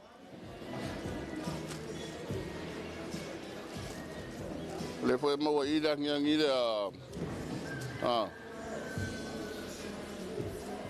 en tinga pe pa sala elu Talo kamane ol maswa Maua maswa maua le fangu koko maru ele la fai tele fai pula au fai pula au le lei se lesi mangaya le ya fa kau kai fai pula ya mo le ofisa ya ga la qualia fai maria lo waso ya ma fukala le pepper chips leisi polokale fukala le pepper chips maukeni pepper kukama salo pe fukala le kukama ya te fukala le pepper kukama fukala koko malu koko maka ya le kako mai kama leo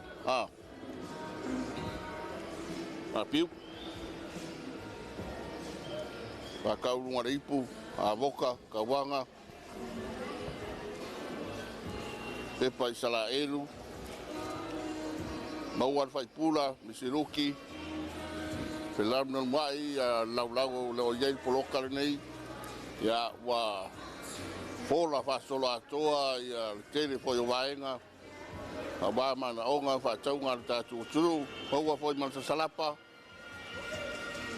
Ya, ole sina poloka, pa solo mai reisi vaenga, maua koko maru, maukeni, pepa pi, fuspi.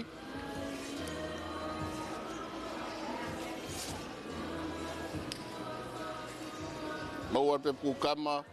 kaloti, fangu, maua leu Samoa. Leisi tu, fasanga mai ai, Avoka ya matele vaenga wa uma na ola le lei ya wa mana onga o tatu tunu ya ngai mai mo fataunga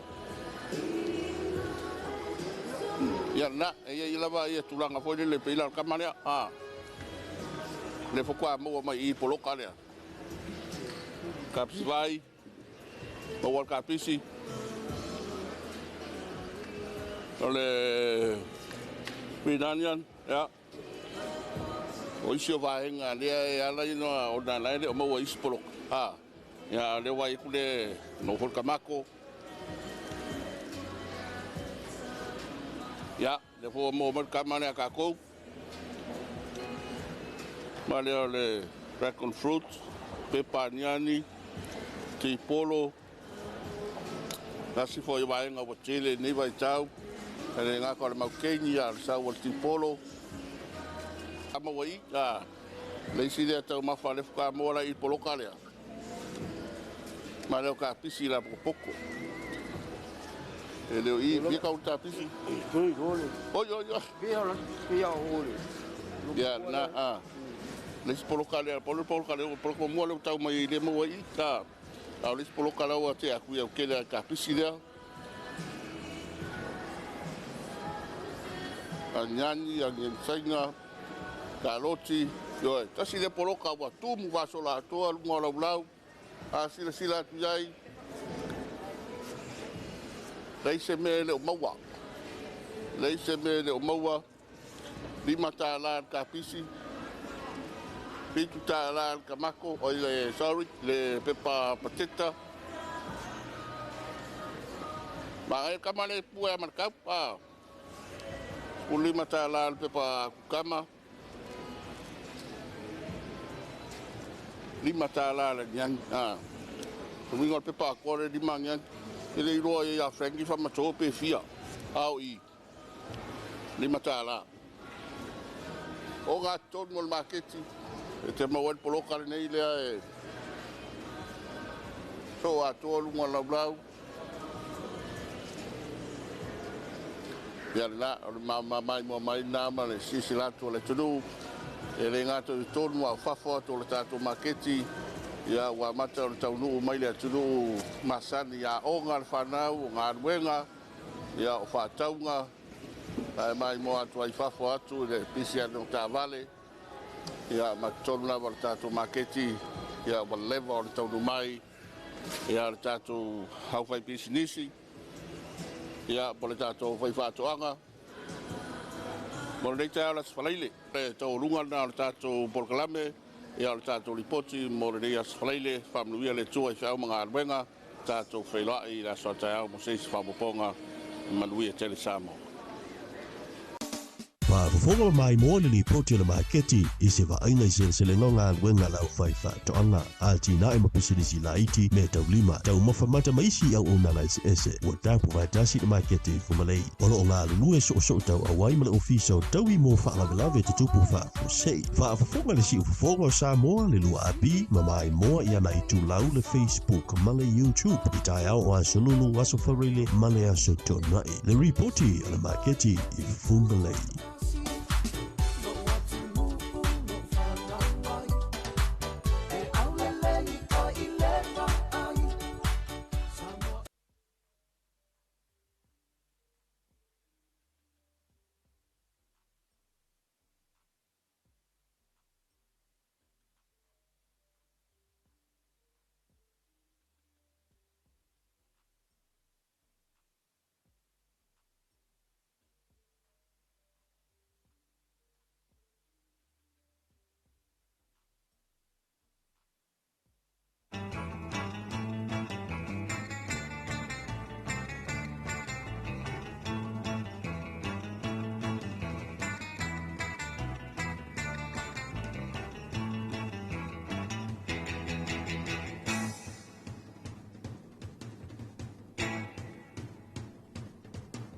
Ole temele wanti ne vai ngale taya ole o lusul valu minute te inele tula e valu ya ole na ua whafonga le tātou tunu mai moa mai foi ya na ia tātou a baanga foi ya tunu mamau tulanga pe ona ia ile tātou report le marketi le nei taya o e pe ona whatu tei al tau whai sila ula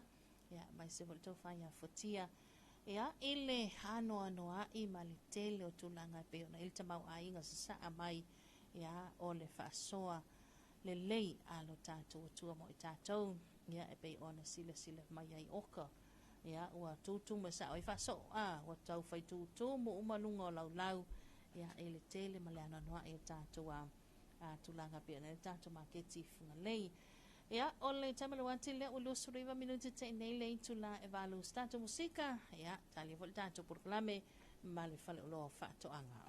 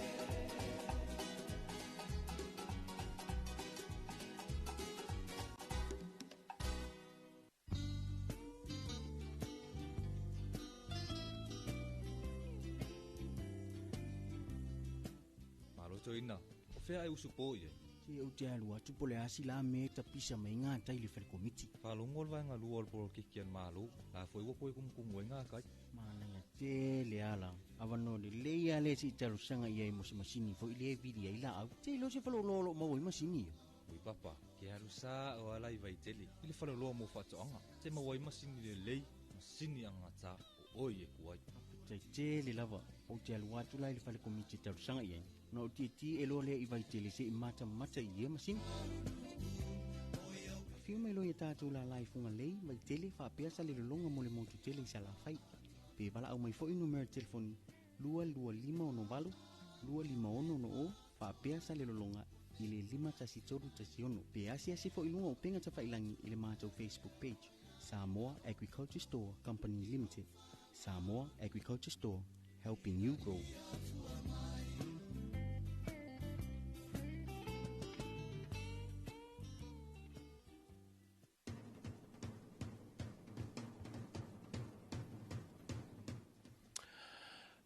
Talofa atu i le whaafonga ma le mai mo mai le tātua tunu o le nei tāng fau o le tai au le nei la safareile ia ua tāulunga i whea uma ngā luenga le tunu.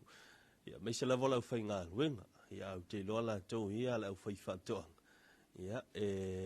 ono a so le vai aso i wanga na se whai whatoanga whunga le loku ia whakoa whai ngā luenga le la sa. Au whanangalo atu i le whalawi loa lea le Samoa Agriculture Store i le whasi leina na sa ta ua e le Leo Creek whe mai o Agriculture Store whe mai help Samoa grow ko kai se mamafo le upu ai whatalawhatu le whaivaenga o le tai au lau Sunga Creek ma lo le se fuamunuia haele mai Morena ia tau te ia e o se kasi foi tau fo ili e vai tu se fa malo ia ona o tulanga o ia le fai umor vai so tatu ia malo pule fa tai e vi e foi le fa tu tu lo ngalo tatu tapa o sidi ia ona o le mafai ona tatu fa ngo ina mo tatu lo ngone lana pui punga mana tau sima le ngatai i to mai manga va o to fia tatu tingaru due fia mo titi ia a o tua fo ia inga i me malava o tatu ngaru wai le ngata ia fa so ini to no company ma fa fenga venga o lo o tatu tong fai ina ia fa on tatu mo ia se si so manga man i tua fo ni tatu ho ia inga ia e fa Talofa tu ma o folo fatu ia e fa lo ni tanga ta fa tauva ia ma fofonga le polisili ia le fionga ia to mata ia ma lo to fo ia pulinga fo ia latou saolo o iai yo lo tau fai e tutu na i lava ia le tele o ni vaenga tāua mariling wale alunga company ni mfai no fo atu le malo tele so tato atu so lava se atina e lo mna mi ai le so sonia company I se me fainga luenga a o se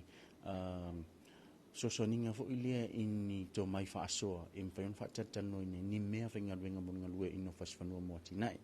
ia e fa Talofa tu e so lava se vaenga lo mo mai ni fa sa longa fa Talofa tu ma o folo fa tu tato po kalame ia linga te lea I o tato o fainga luenga lau fo fonga fia yo lo fa tato ina ia so tato tunu ia ile to na malai na tu langa lo ia ile pisi o so tato fa office ni ile fono na fata ni so tato malo ia maua tala ave I mau se malo longa le mai la vale au tau de po ia sa oila tu ile au sasa le po ala te vai ti ya ele tu ile au sasa le po ia o nga e so longa le ia me uma ia pina fa mau na le lo fatu lo ina tato tapa au si ia un fa un tato au lia ia pene tato tele patasi netu la taya ku morning Samoa ia fa malo fa tai ia lo sunga creek fa Talofa fo ile fiunga le pule fiunga tomata ia I le vai nga o le tau la fa tu creek ia fa ilu ni se vai me on si fiel tatu tunu ma fa solo ile tatu talnoang le tau tasi le vai asona fa ilo e tatu iliafi eco chainsaw sa fa tawine le lua fe lima se lau afe lima se lau fa tawina o le tulanga mof na o le tasi le vai aso sa fa luine tatu fa laulo o le kalafio tatu stock lo ye mo pene ia onana na ia le manatu fo ile pusin e pe ia le vai ngatunu le lo tau li fai ia le manatu lo tele tatu tunu o se pa u a o se fa laulo ia wa tau tatu lo o ia e pe yo no tau e ma fai no matu fa le nga ina le numero lo e sa mo oi e ma fai foi o no matu fa tu se numero lo e sa mo e ala tau tatu lo ia o le upua ia fia fa ma fa tatu tunu o le falo lo mo fatu anga yona na to e fa aluina lava pa u a se fa pitua I yaso fa iso o le yaso aso fu ele Australia ia male astona ia e pe launa eta wala sa elo lotu ma to fa mo modi em fai ona tato ta fai tu vai e tarsia na tato watina ina inferno la usi o tato ili afi pe ona ta o timo sona ia o se ili afi fo fai lona tala anga le brand new eco o tu atene ia ele mai loa ia le tulanga leo ia tato brand a o la tola ia no fo malalampa pa au ya tunu mau la tu te malanga mai nei e su ela vale brand ia ua experience for it termino ia ina tunu ia ole ili afini e sel mata uti e ole ale tu ingala au enfona ili ia ele failonga ina ili ia a olona le lenga la o tulanga lo ia tato o lo ni mamasini ia e failo I pe tato por kala me uma vai mal tele wa so uma ma tu te au mai fa tasi mo la to pat wa ele man manu fo ni o ma to va to se masini ai le mo ni pat ia ita tonu ia le la pena o nanga pita ua uma na fliru wa ito fa ma utang poto au mai o masini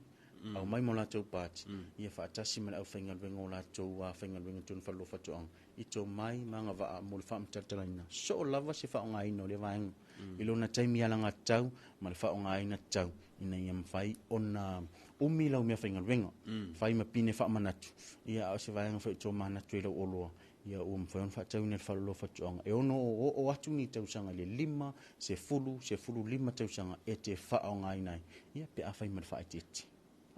ia olona mana ia no tatu vaeng mana ia o lewe tala noa nei le vaenga leo le ia fi o te loa o tau ile lei I al tala noa nga lea ile ia fi la tola fai whātoan au vai fo isi ile fi e iai le ile fi le titi e ile fi o lolo e fo le fi la poa e fa penatu langa lo I tatu ile fi o ile tatu whalolo o le tatu whalolo whātau vaenga te tasi e fua ile tau o soi fuanga lo o tatu i nei e ono o atu ia tatu tunu utulanga e a faina tau tui fuanga I le tau oro ia ia ai tau tino atu falo fatoanga ma tau tele o fememe pe fa popoleina oro o mausali ma wa ia tula mai il falo fatoanga e tali atu so tatu tunu wa o me moni man me motino o falo fatoanga le la atu ile tunu temi tau tui fuanga la ia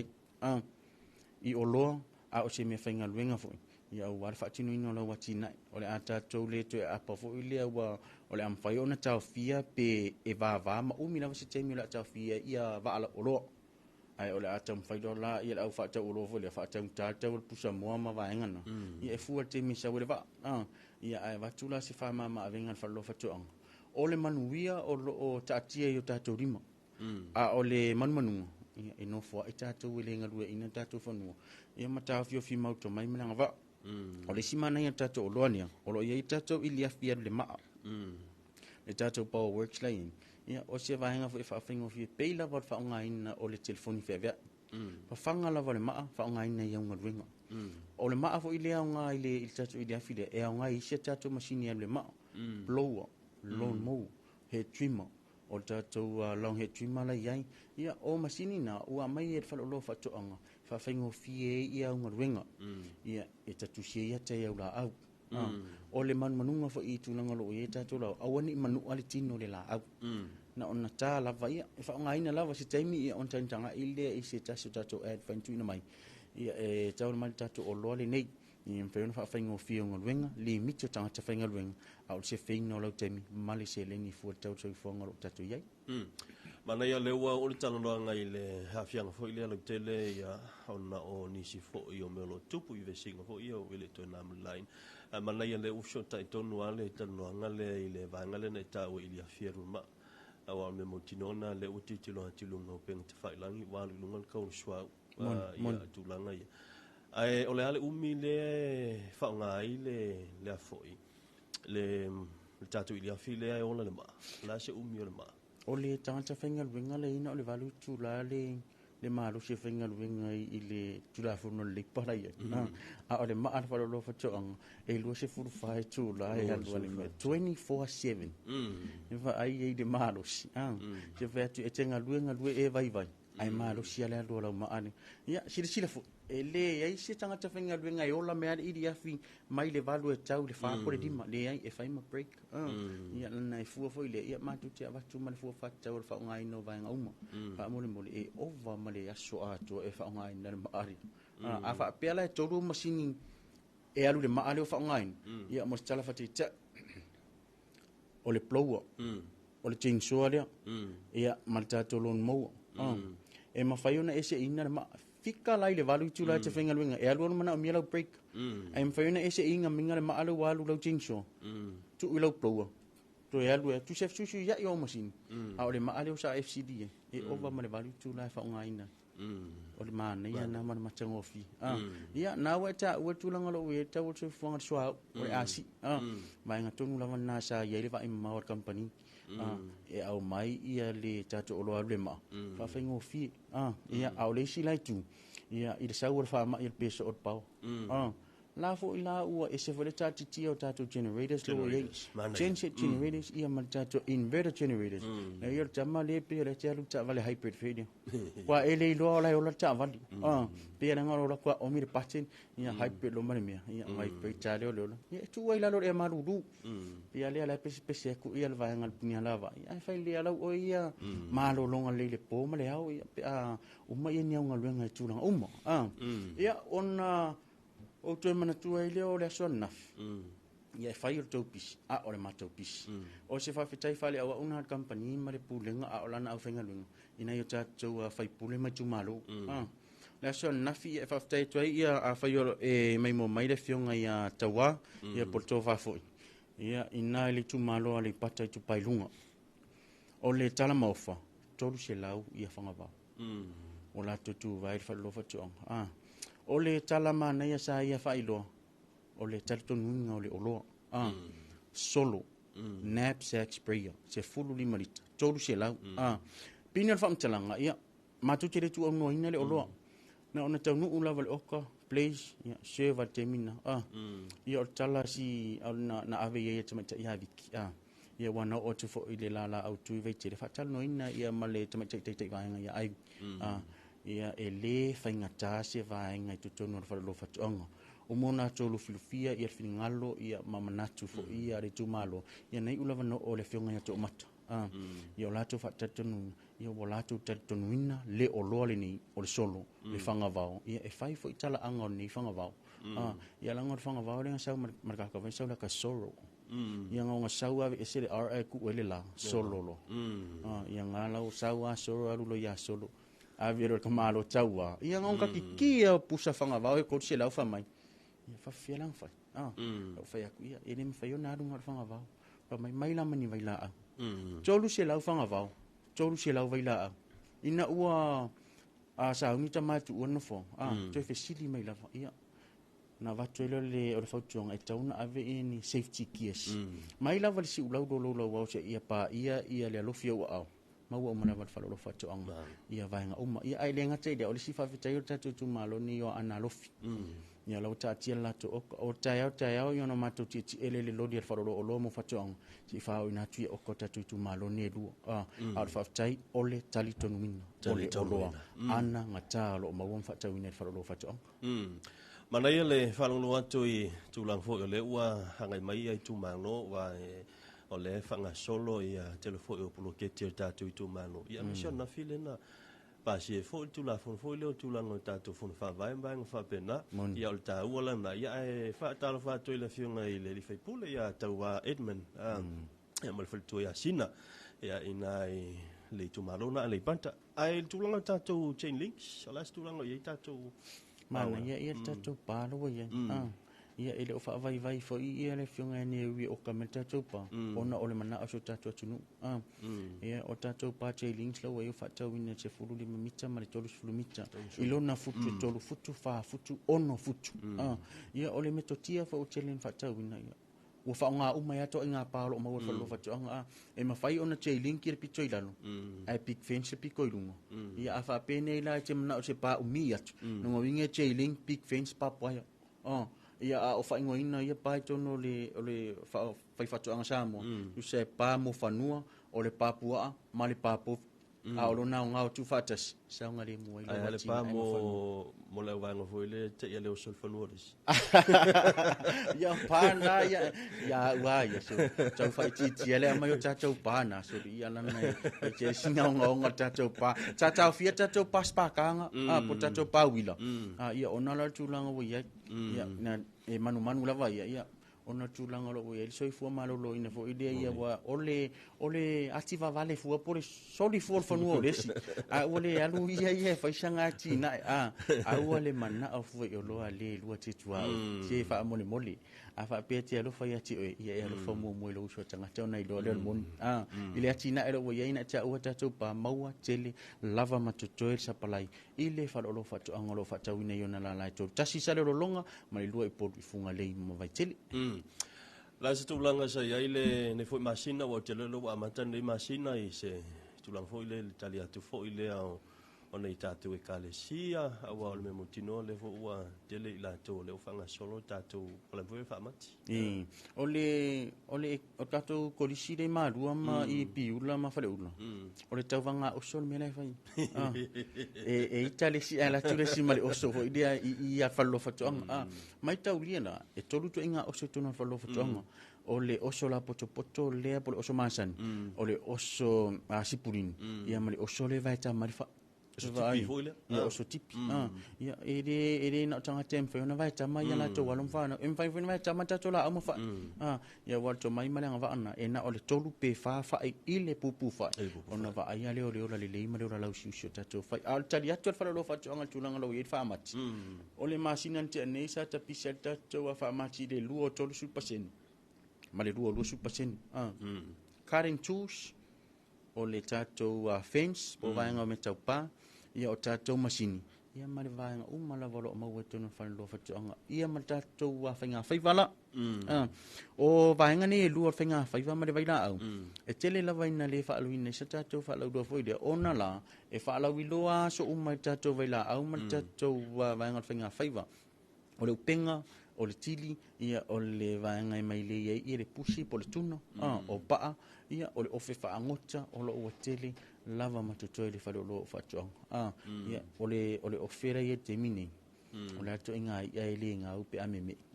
sau lava mai lunga pe 360 fo inga le ka amilo le mepe anga meme ia o se lo loi fo ila e moku le boki ka lai le moku se lo ide mo whalo whatuanga ia o le va inga nai tūlanga ile upua ia le ananga tau lana o loa whatauina ile tau whaamri loto I tono whalo lo whatuanga i ona lalai tot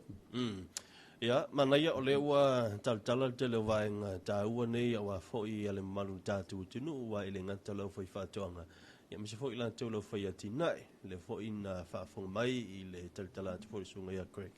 Nisi foi o tatu tu mango le ua nga ya tu metal tu wina i ale tu langa o le tatu o nanga i vaenga foi pe ona si le fia i al fa nga solongo tatu atinai. Ava mole Craig ia o inisi vaenga mai se lava ia le nei foi masina ia taun si le fiel tatu tunu ini vaenga foi ni fa la wiloa ia ale tatu fa le loa fa mol o te mineo ia tatu fa la wiloa mo tatu po ono futu balu futu ia matato o so pe ona taua o le fangfangua ia ma le fa manatu le fa lo su mai mtala mai au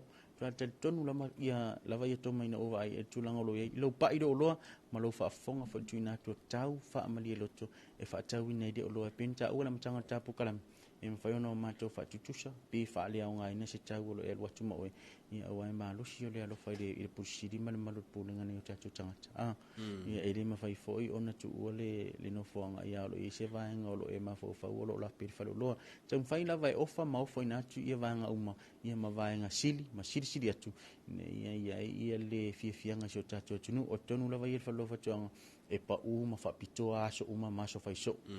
i ona taimi tala ile afal fitu ile afal fa mai la son fo se pa ia la Australia la stonai la afal fitu le tu la tasi le odi e te puni tato aso sa fa mole ia o vaenga na te o vatu fa mana tu su mai tala mai au tato to lau la i tu langa i fa lau fa pito a tonu e uma le aso nei to e fa se sifo no palmenio la lau fa ia fa lau fa lo fa tuang ai em fa no ma to fa pe atu su mai tala mai au la e ta dia ri se tatu container ia wasa bo umman tatu container na la u le vaso tia e ta dia ri se tatu container mo o lo vo sa fa tatu sang ine su tatu tunu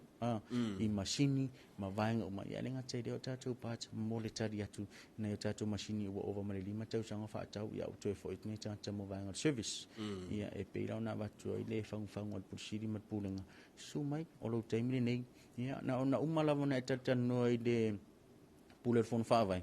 tala la se la di mas furu e turu fa lo foto fa tau se mea nga ia o fon tau ma fa ma fu di sota tu ai su tu la fa lo foto ia e tau sami nei tau sami tai tau sami aso i o lo e maua ia ma fatula au lo fatawina ia ngarue ine di me maua mai lau me tau sami mana ia lewe pa se la sul ai kala la se la sul e tal no se la sul asosa tala asosa al mana ia va ngale wa le pe le manu lo ti ma le fa mo atona o le fa mo ia nga o te fo fa na ia nga mana ia va ngale wo afe o me fatula vo le wa e ta wa to fatula au kapis ngale la fa sa ngi ka miki so ani wa te lo la te le no so te inga I le fa moria ai lo pinko e umare inko rau fang pinko ia masa sai pe panga fere pinko ia ai misai o marcha ma o marcha rau de masfulu fa alu nga ia o back to school la vai el telo tato fa la do mole am tanga la vai tau sanga ia al back to work ia mata pena nga mo o lo mo la fa to anga ia mfa no ma to fa pe atu a fa pe o lo ita to ile am tanga tau sanga a mata lo mala wachina e break fo le a nga mga luenga ia ala wa break for fa to anga ia ai tato o to tu o le best harvest por ser silenga manuia I fu fa to anga ia faina e to le am tanga tau sanga fatula au lo faina fa tauina e sau to no pepa male apa male fatula au ia le ola tatu por fatu no na watu asi iro o le malolos na ta ua I ka pisi fa saunis lettuce o le tomato fa saunis o le kukama ia o lo we fa tatu sanga no ne tu la I lava I lumal fa lo fa to sili to me ta ia tisia o ia tonu le o lo ia to mai manga va o ma nei fa ia pitola au le fo ia to me ta ia fa lo e li fa pena on talia timor seus no la tu lava tanga e muri ai ave fa tu la au ma family ai mo fa aso I le fa nga ina mananga lua ina fa ia wa ele ma fa ina va tu le fa tu la auto tolo to pon sai ai e watu I le fa mamla manga o le fainga to ina o le fatula o ina I o la sius ia o vaenga uma o le me mau I poru mau fo isala fai wa me le tatou e le fo tatou mo tele mana ia malofa tai Greg tu sai fo I male tu langa ia I tatou fa la viloa ia tatou fa loa ia fa tong finga faiva ia na fa loa tolu ia elona official tu ina I tele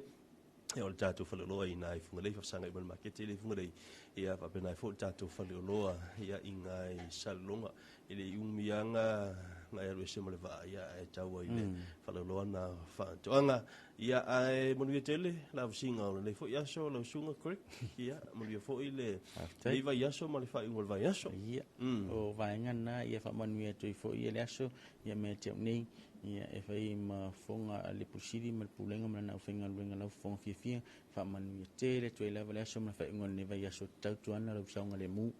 ia ola mal fa te tini te ua mai se si fa mole la va ia ona le tele tele va tau o se ma sau fanga va ia fa manu ia tele le so ia le tato ofisa malu ia ila o lo sa se lua fo I male ave va le va le tau I vano tato fa ta sin tu na ta ia fa ta silanga ngol tama le langi ma tato mala va inem fe tato maua ia se si sorry le mo mo ia tato ti fa ta si pe tato por kala mi so fa so ai manu ia tele la singa ni so le tama tai so fa se fu Samoa so ngana ia Grego le tatu sui mo le folo fa toanga ia piona ia va tau fa la lo le tatu fa lo ia ai manatu le fo u tau lunga toi mo le tatu polo kalame o le Talofa Samoa pe fo ona ile safarele o le a so toi ia ma tatu tala mai New Zealand penal le putia le tio fa va malo New Zealand mo ia tele nei ta mo le aso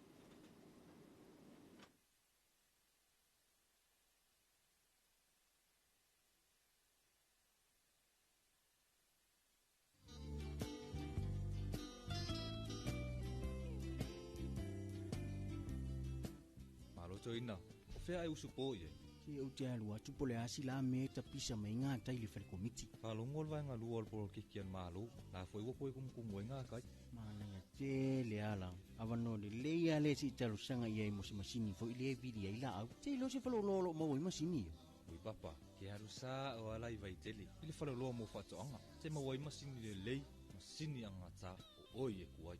Tai te le lava, o te alua tula I le whare komiti talo sanga ia. Na o ti e lo le I vai tele se I mata I e masini.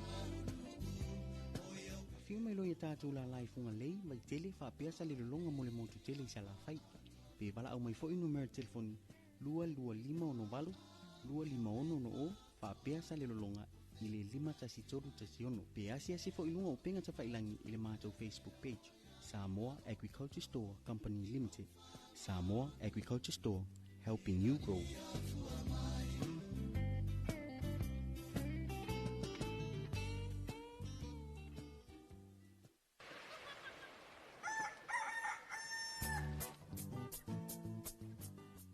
Talofa lava. Yes. Ua si tia le tau o fesuia inga o tupe wha amamoli le Western Union. O lona winga ua whaateleina tupe tala. O le a whaititia tupe wha o ngai lafo mai ai. Ai te le o le a talaina. Ha whea nei le ofisa le #1 currency Western Union. Pe wala au mai I le 250 mo nisi wha mtalanga I suinga maua e o tau o fesuia inga o tupe a le Western Union.